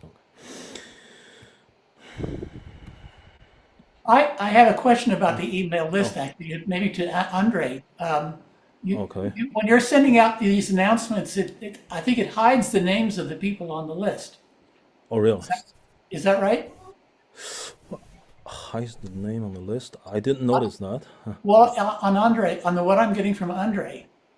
Okay. Yeah. Oh, what's that? I cannot. I don't understand. The name. Yeah, is the not... gaggle mail doesn't show all the address. Right. Yeah. That's yeah.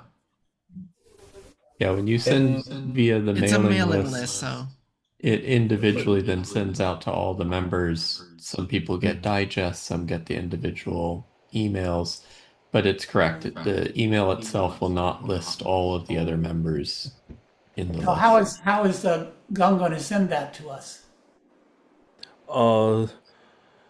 Well. Yeah, that's a very good question. Well, I put it in Google Drive, and then it generates a link, and then I share the link. I mean, then the link can be emailed. I thought there's a link. There's a link, right? John, we have our official email, the old email you have already. I received message from the previous email address, right. and I think Ralph too. Someone can write from us to there, and I can reply or mark or no Right, to right. Gaggling, proof Gaggling. Okay. Yes. Okay, and okay, so I like so this album is what I pick from Pu Zhai's daughter. You can see that it's different style, but 很精致吧, petite, small, and very good quality. A different style than Pu Zhai, but very precise and style. For example, this one. And also there's two little sheeps, and actually these two little sheeps are I remember I watched this painting before, because this was originally in this 石渠宝集, 就是Song Dynasty, I think.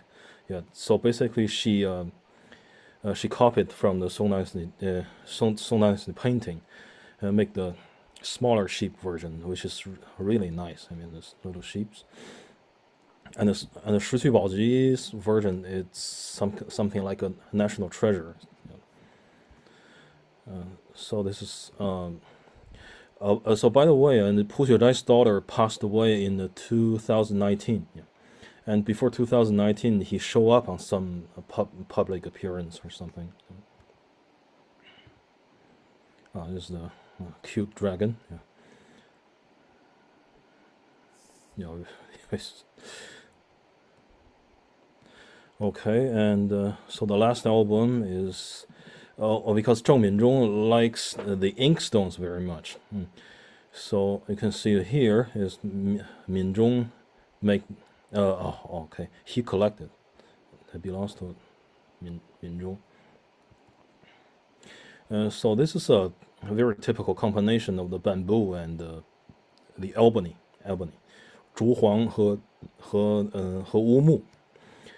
Carved 竹黄雕刻. I like this kind of stuff very much, because the surface of the 竹黄 is very, very smooth. I mean, it's a special technique. More ink, all kinds of more ink and ink stones, and so there are some old photos. Well, this photo should be the original Beijing Guqin 研究会. And I remember 2 months ago, someone posted an application form from Pu Xuezhai about he wrote this application form to establish this Beijing Guqin Society. But actually, on the application form, the name he filled as Beijing Amateur Guqin Society, which is really interesting. Amateur. Which Zhao Jiazhen might not be very glad about that. Okay. What was the Chinese word for amateur? 业余. 业 is 事业的业, means that career or something. 余 means that more, 业余. Amateur Guqin Society. But later, outside of their profession, in the extra hours. Exactly. Okay, so this is a Pu Zhai, and there's also a famous photo. It's not in here. This photo is very famous, I think, because many of my friends, when we were together, we will discuss about. On the ground, there's this little carpet. This carpet is made by lamb fur. But all the other people were just straight standing on the ground. But Pu Xuezhai was stepping on this carpet, which means that he's royalty. He used to be royalty. And so he had this habit of the royalty. Okay. Pu Xuezhai. Some old books. 金鱼琴刊. Yes, sometimes I found this 金鱼琴刊 in some old auction Chinese website. Still can purchase 金鱼琴刊.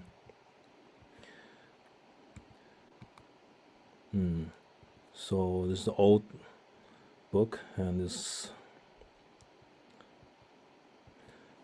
yeah. So this is pretty much. Oh, okay. This is an old photos of Zheng Minzhong. Yeah, Zheng Minzhong is actually in, I think in the Qin circle is a god for recognizing the Qins, because the auction company relies on him very much. And if he said this Qin is Tang Dynasty, then this Qin is Tang Dynasty or something like that. But right now there are no kind of person who act the same function as him. So it's quite surprising for me to know that all his stuffs are going to be sold. Okay, so this is all, and thank you very much for listening. All right, thank you. Well, I will type on the address. 盛家艺术中心. All right, thank you, Gang. All right. Thank you. Okay. Alrighty, I think Uni, are you all set?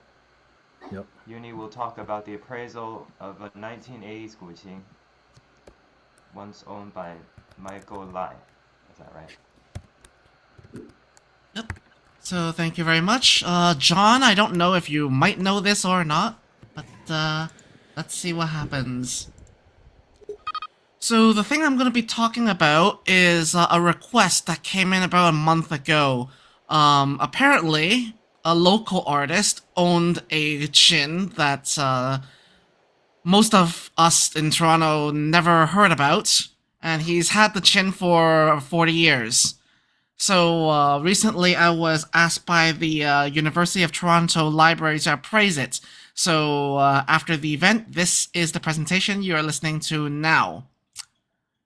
So the owner of this instrument is Mr. Lai Bingqiu, Li Bingzhao, who is in the center right here, along with Mrs. Lai to his right. And he's a known watercolor painter and also the editor-in-chief of the Toronto Season magazine, 多倫多文藝季, 多倫多文藝季. And you can see that it ran from 1999 to 2017, one issue every month, and that happened for 18 years. So all of them were just recently donated to the Richard Charles Lee Hong Kong Library in the University of Toronto, which is quickly expanding its collection of Hong Kong and Hong Kong related publications. So as I said, how do I know all of this, these people and stuff? First of all, I'm acquainted with Mr. Lai Bingqiu back when I was a kid in 1999 and 2000 when he started the magazine, because my radio talk show actually covered the start of the magazine at its beginning, when I was having the show on 美加華語, 美加華語, or the CCBC. Fast forward a long time after learning the Qin. 2 months ago, in mid-August of 2025, I was requested by Dr. Maria Lau from the R.C. Lee Hong Kong Library to appraise this Qin because he plans on exhibiting it in the upcoming or now happening exhibition of his paintings and artwork. So I did the appraisal on September 13, first having met online on September 5th on WhatsApp. And then finally, I got the chance to see the whole collection and perform on this instrument, which was actually never played, let alone in public, before. So the instrument came with pretty good provenance, namely that he, in Mr. Lai Bingqiu's art biography, he wrote a clear account of how he got the instruments. So in 1986, Mr. Lai and a bunch of other very venerable masters in Hong Kong, Mr. Zhao Shaoang, who was 86 at the time in 1986, Mr. Kong Ping Sun, and Mr. Tang Jisheng or Tang Zixing were meeting, as well as Mr. Choi Chang-sao, the chin maker, who just passed away this July, I believe, met together in the Majestic Hotel in Kowloon Tong. And Zhao Shaoang suggested that Mr. Lai, as a reputed painter, should have a chin in his studio to embellish his studio and to show the fact that he's a literati. And quickly, Mr. Choi Chang-sao, agreed to make the instrument, and that we will have Mr. Tang Zixing carve a poem on the back of the instrument, to which Mr. Zhao Shaoang agreed to write the poem and also title the thing. So Mr. Choi Chang-sao took out a piece of wood from his collection, which was passed down from his teacher, Xu Wenjing, back in the 1940s. So that together made into this instrument called Wuyou. So apparently Zhao Shaoang owns an instrument called Ban You or Half Worries, while he together they gifted Wuyou to Mr. Lai, who, by the way, does not play the chin. So he felt very honored from this act and made this recording in text. So this is the instrument. It's a 1986 or 1988 when he received it instrument, so it's about as old as I am. It's made in the Zheng style, so you can see the smooth axe head on the top, as well as a waist that goes straight down all the way to the end. So it's not like a zhongnishi where it goes back out and it's just the waist that's fitting in.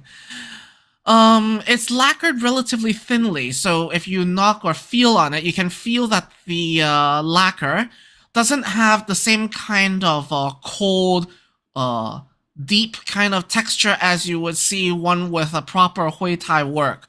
So at first I thought it was even made with cashew lacquer or something like that, but further examination made me think again because of the cracks. We'll see it in the next page. So by the time that I saw it a month ago, I saw that it came with hairline cracks at the forehead, right in the middle, and at the connections of the peg protectors. So that's a sign that it's been around for quite a few decades. And there were signs of some trauma denting in the middle of the instrument at string 4 at Hui 5.7.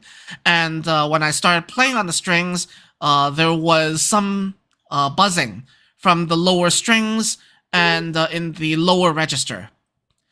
They said that they never touched the strings, they never retuned the thing, so by the time that I played it, it was, you can see that it was tightened to performance tension, but it was left on for 40 years, and by the time that you play, it's unplayable. So I had to take all the strings down and restring it, while of course also giving the instrument a thorough cleaning along with the strings. And when I did so, I noticed that the ends of strings 6 and 7 were frayed at the wrapping. So it is at a risk of snapping, but it's still usable and restringable. And the silk strings at the rongkou was significantly hardened because it was tightened for 40 years and never loosened, but it's in good condition. It was still usable. And as I said, because the huitai or the mortaring is so thin, it sounded like a factory instrument. It sounded like with very metallic, but at the same time, it was better than a regular Dunhuang factory instrument that you can get like for 1,200 renminbi or less these days, because it was made with a bridge that was lower than the factory ones. It was made in a very low bridge that is of professional grade or quality that you would see today. So it felt somewhere in the middle between like a modern instrument and an old instrument. So I find that to be very interesting. And looking inside of the Longshi, the dragon pool, I noticed that there were inscriptions on the left and right. The one on the inside facing us, it reads 香港菜福記昌壽親德. or 香港菜福记长寿清舵. And on the far side, I couldn't make out what was the first two characters, but then it says 徐文静 and then something something, which I could see is either 新舵 or 清舵. I can't make it out. And when I first saw it in the initial analysis on the 13th, they said that they just took the chin over, carrying in their laps in the car, and it came with no box. So I was really distressed that they preserved a chin like this for 40 years without a box. So I told them to get a box and a bag very quickly. But I was quickly proven wrong when the time of the performance came. So this is what I saw on the 13th when I did the initial analysis. You can see on the left picture cracks right down on the forehead and also the age from the peg protectors. And because of these cracks, you can sort of see very thin mortaring here. And I don't know. From these cracks, I'm convinced that it's real lacquer because cashew lacquer won't crack from age like this. And on the other end, you can see that there are clear grooves made for each of the strings so that they don't slip out of place. That's a practice we don't really do much of anymore. But maybe it's a thing that's been sort of, passed down, at least from that time in the 1980s. That was the standard of which we saw. And here we go with the Xu Wenjing inscription on the far side. And this is on the closer side, the Xiangjiang Cai Fu Ji inscription. Not the best of pictures, I know, but unless you saw the thing in person, it's really hard to capture the entire inscriptions in the inside. And it's written down, it's not carved. So that could also be at a risk of degrading. As you can see, the Xiangjiang or the Hong Kong in the beginning is already watered or blurred out. So that's a bit concerning. And here's a part where I could use a little help. The inscription, we have the poem inscribed here clearly recorded, which is 琴音響天半，一曲解煩憂, or 琴音響天半，一曲解煩憂. And then the second line would be 更添書畫趣，生活樂悠悠，更添書畫趣，生活樂悠悠, which is on the right side, we can see here. But I'm having a little trouble with the grass script. Can anyone help me here with that one? But it's clearly written for the fact that it's addressed to Li Bingzhou, Lai Bingqiu, who's the owner of this instrument. And that it was made inscribed or written by Zhao Shaoang when he was age 86. If anyone wants to help me with the rest of the inscription, that would be much appreciated. Please take a quick snapshot of that. I'm moving on now.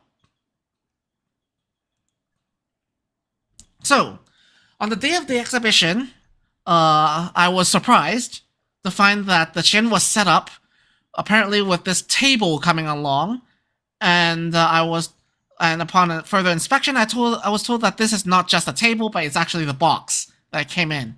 So apparently, Choi Chang-sao designed a box that could be converted into a table, to which this instrument can be stored inside the box under lock and key. You can see that there is actually a keyhole right here. And it was stored in this box that was also carryable. But of course, it would make a very heavy and not airtight box. And while the table was too low to be sat with a typical chair, so if you pull up a typical chair and you try to sit in front of this, your legs will hit the box, so it's not exactly the right height. But at least the surface was the standard chin table height, so it was designed with the right height in mind, but then the fact that the box was so thick, it became sort of unusable. But we can see that this is a good example of what an atypical chin storage device that was designed before the age of now the standardized portable chin table would look like. So I don't know if, John, you know Qingshe long enough to have seen this particular artifact or this particular early design.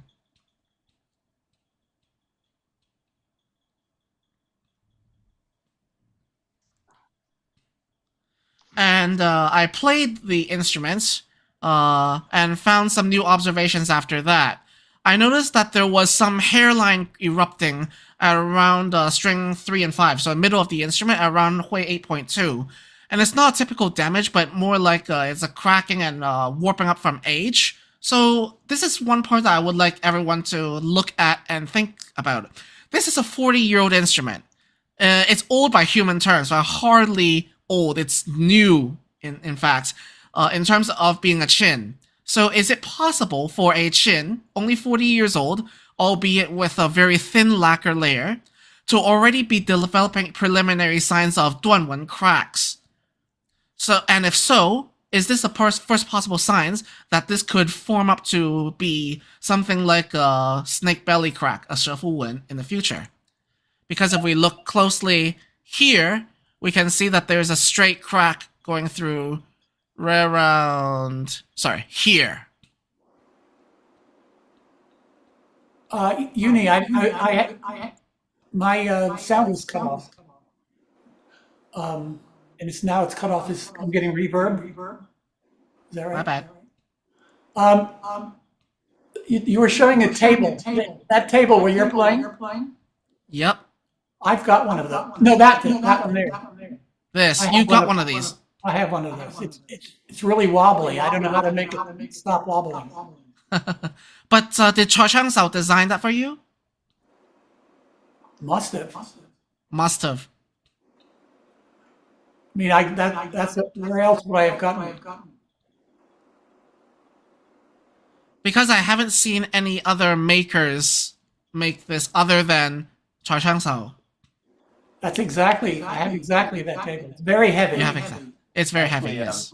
You know, Jim Binkley has made one, and I remember putting a chin on there. You know, to amplify the sound. It's actually another booming table because he made it out of very light wood. It's still in his house, I think.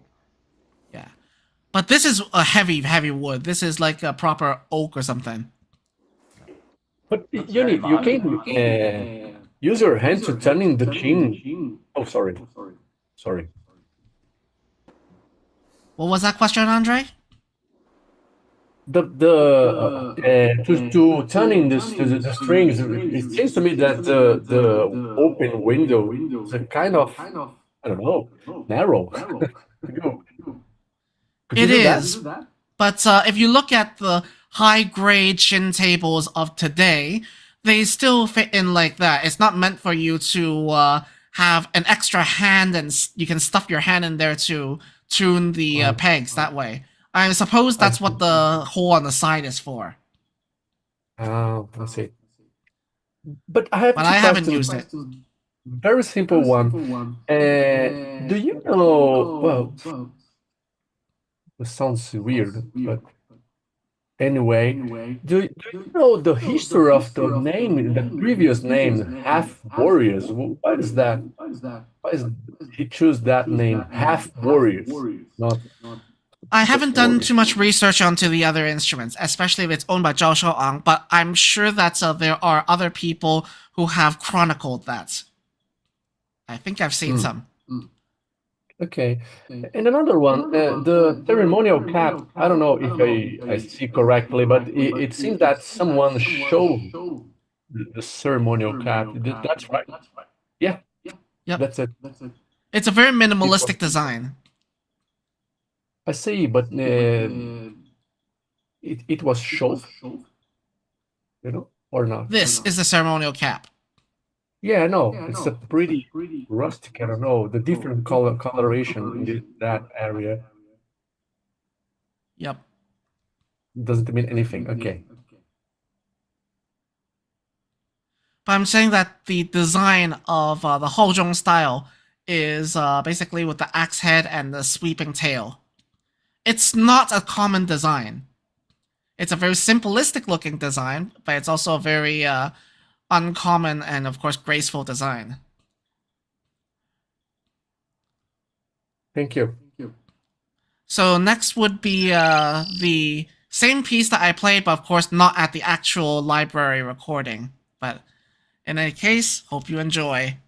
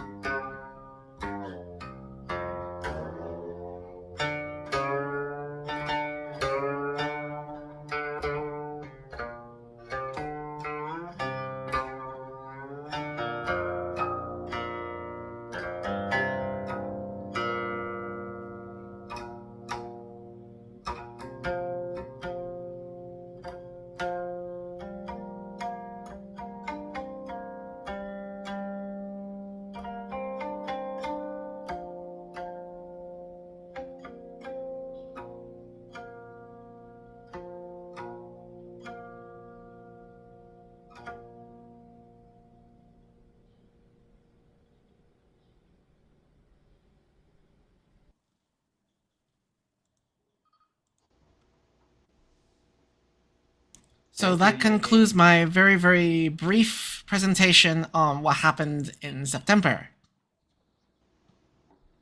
That's a lot of fun. Although I still would like to throw out the open question, is it possible for like a 40-year-old Qin to already start developing age cracks?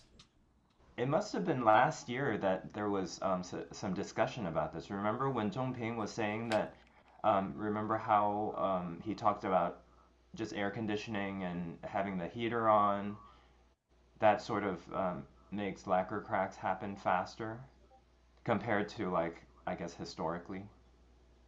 Well, it was stored in a temperature-controlled environment. That is a typical Canadian household. Yeah. So, one of my Nanfeng qins I've had only like about 20 years, and you can see that the lacquer cracks are already forming on there.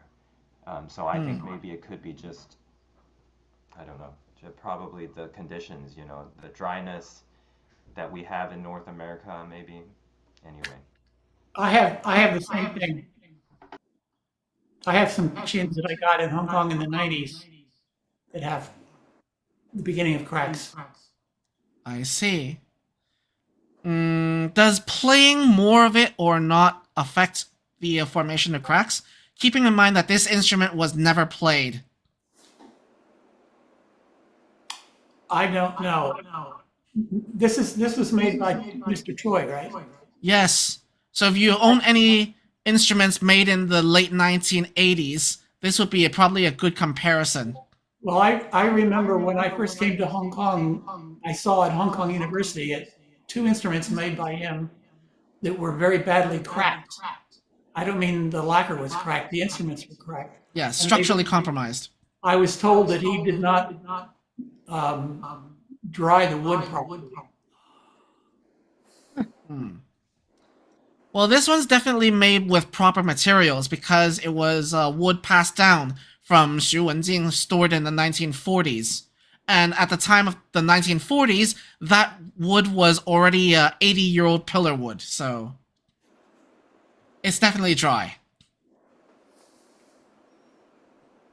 I wonder if the thin lacquering could have something to do with the sort of premature or the quickening of, forming lacquer products, huh?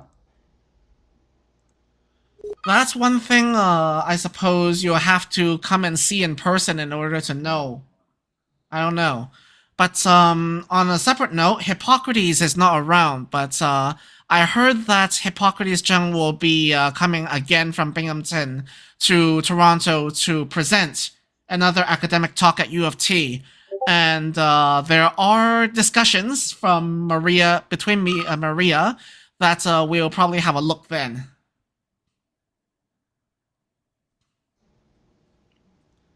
All right, if any of you guys are willing to come up to Toronto. Yeah. All right, Yuni. So I think we'll let Peo go up next, and then maybe the talking about the gathering at John Thompson's house. Maybe we might save that for the next meeting because we're sort of going over time. But very good. Yeah. All right, Peo. Hi. Oh, hi. Hello, Peo. When the great. So Peo will be doing her. Oh, it's going to be a performance of Xuezhai and Malating, right? The mountain, yes. From Let me Shenxi. share my screen. Share sound, right? Let me turn that. Sorry.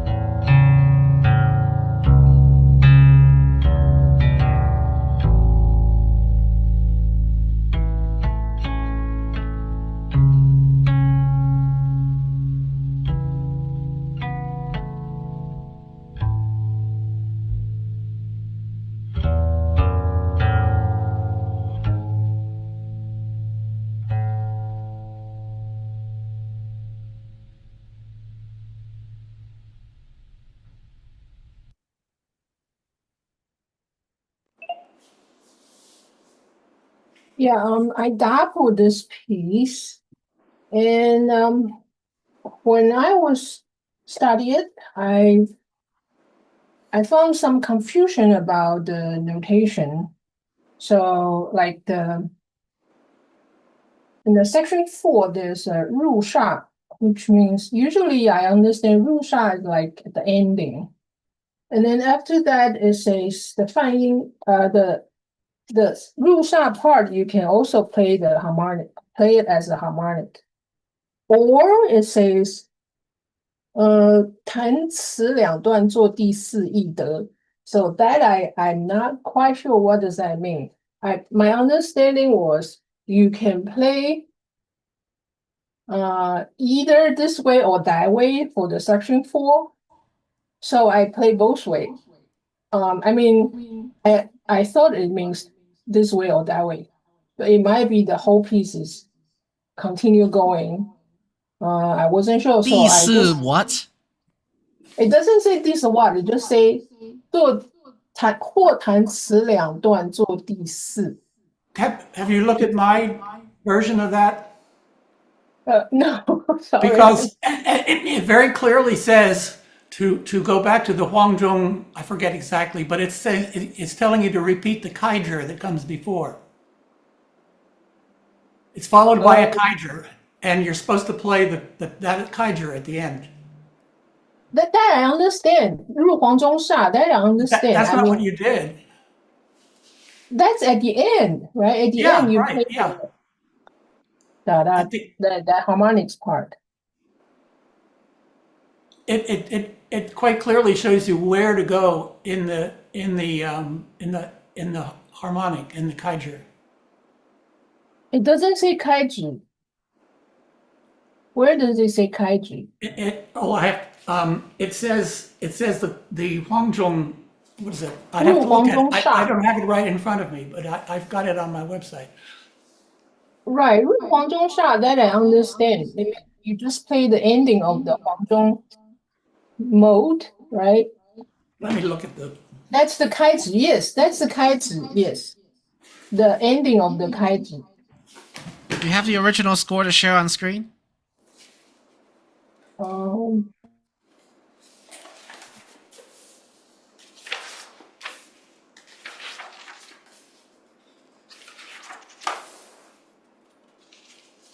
Yeah, John, I understand. Yes, 入黄中煞 means you play the ending of the kaizhi ending. But I didn't play that word. Oh, yes, I did. Because it's same. Da da dong da dong dong da da dong dong. That's the same as that 入煞. So. Yeah, Huangzhong Sha, and then those notes that it has after that are notes that are appearing in the kaizhi.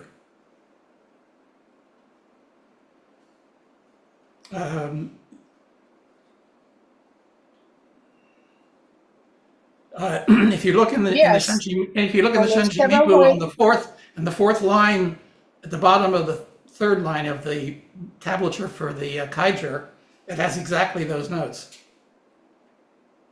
You mean the ending of the kaizhi? The last notes, which start with I think I'll add a Yuan on the open string, third and fourth string, and then the fifth, then Tiao 5 and Da San and Tiao Wu. You see that exactly.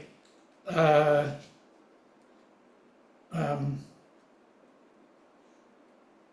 the previous. Doesn't 入黄中煞 means you just play the ending of the Huangzhong tuning, so why are those notes exactly the same as the notes at the bottom of the third line of the kaizhi of Huangzhong Diao? It's the title of fish, right? If you look at you have to look at the original Shenshi Mipu. If you have the Qingshi Jichang, page 129. But the third line of the kaizhi is exactly the same notes as the last notes there at the what is it? Of the piece, this piece. Yeah, the idea is that the tuning pieces of each diao is meant to be used as this universal key that is placeable at the beginning or end of each piece. Yeah.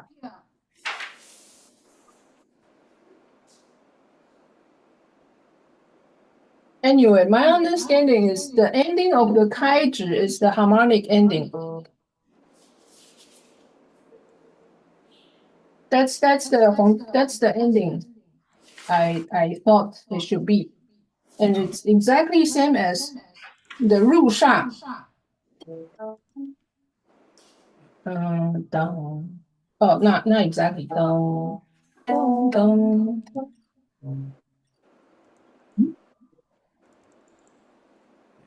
I mean, the most important thing about at least the message of Ru Sha is the fact that it has to enter back into the strict tempo, strict meter. That's the definition of Ru Sha. Where did that definition come from? It comes from the idea of what a sha sheng is. No, but where does the definition come from? Where do you read that's what it is? Ru Sha is part of like just 指法 definition. No, but you're saying it has to do with rhythm. Where it is. But where do you get that information? That's just what the definition of sha sheng is. I thought the Ru Sha means just. I don't find that in the Ming Dynasty sources. Because I thought sha means the ending, and Ru Sha means just enter the ending. Right. Okay, let's see. We are sort of at time. Yeah. That's. I think we should. We could, of course, save it for next meeting. You know, the last one of the year. I also wanted to mention because, you know, Chen Ya and Mr. Zhang Jinquan, I think they didn't get to play any chin. So maybe we can invite them again, or I know that there's the time difference. You know, that's the big thing. So even I'm gonna ask if Zhu Laoshi is gonna have, if he can send me any like videos or something, then we can just share it with the group. I think that works too. And then maybe invite them over for a meeting sometime if they're so inclined. But yeah. Anyway, okay, thank you. I think we're gonna close here. I mean, feel free to stay in the room if you wanted to chat, right? But I guess we're at the third hour, so the end of the third hour. Time passes by so quickly. Alan, so this is sort of a sneak preview into the next meeting, but Lawrence and Dan and I have been formulating a new panel that we might be able to form into a roundtable. So, not sure if we can invite some more people to join it as well. So, Dan originally started a topic about how outsiders, when looking to Qin music, often find it to be a random collection of notes with no particular organization or phrases and melodies, whereas, of course, those in the know that that's not the case at all. So he wants to give a talk on how to perceive Qin melodies.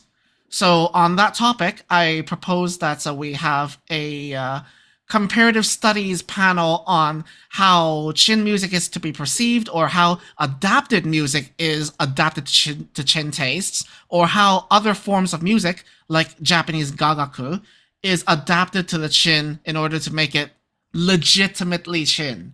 So all kinds of ways about perceiving Qin music and making sense of it. I think that could be a good theme for next round. Oh, that sounds fun. Sounds great. Yeah. If anyone wants to write up something and pitch in for like a 5 to 10 minute spiel, and then we all have a round table, I think that would be fun. Yeah. Alrighty. Well, okay. And thanks for your patience, Lawrence, and also No Dan problem. as well, because you know, I just got wind of all these guests coming in too, so. And I feel My so little bad piece- that my there's little such on piece- a late time, you know, so. Yeah, my little piece can wait.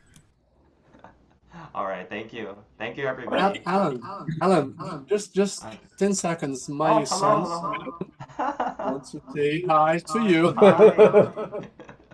His name is Alan too. Hello. He's starting to play chin already, right? I hope. Yes, but yes, he knows how to play the strings and harmonics and something. Ciao, ciao. Bye bye. Bye. Bye. Thank you. All right, thank you, Andre. Thank you. Thank you all. And thank you to Arai Sensei for staying throughout. Yeah. Hope we can invite you for another talk sometime soon. Yes. Oh, bye bye. Wonderful. Bye bye. 再见. Thank you. Bye bye. Stop the recording. Bye bye. Bye bye.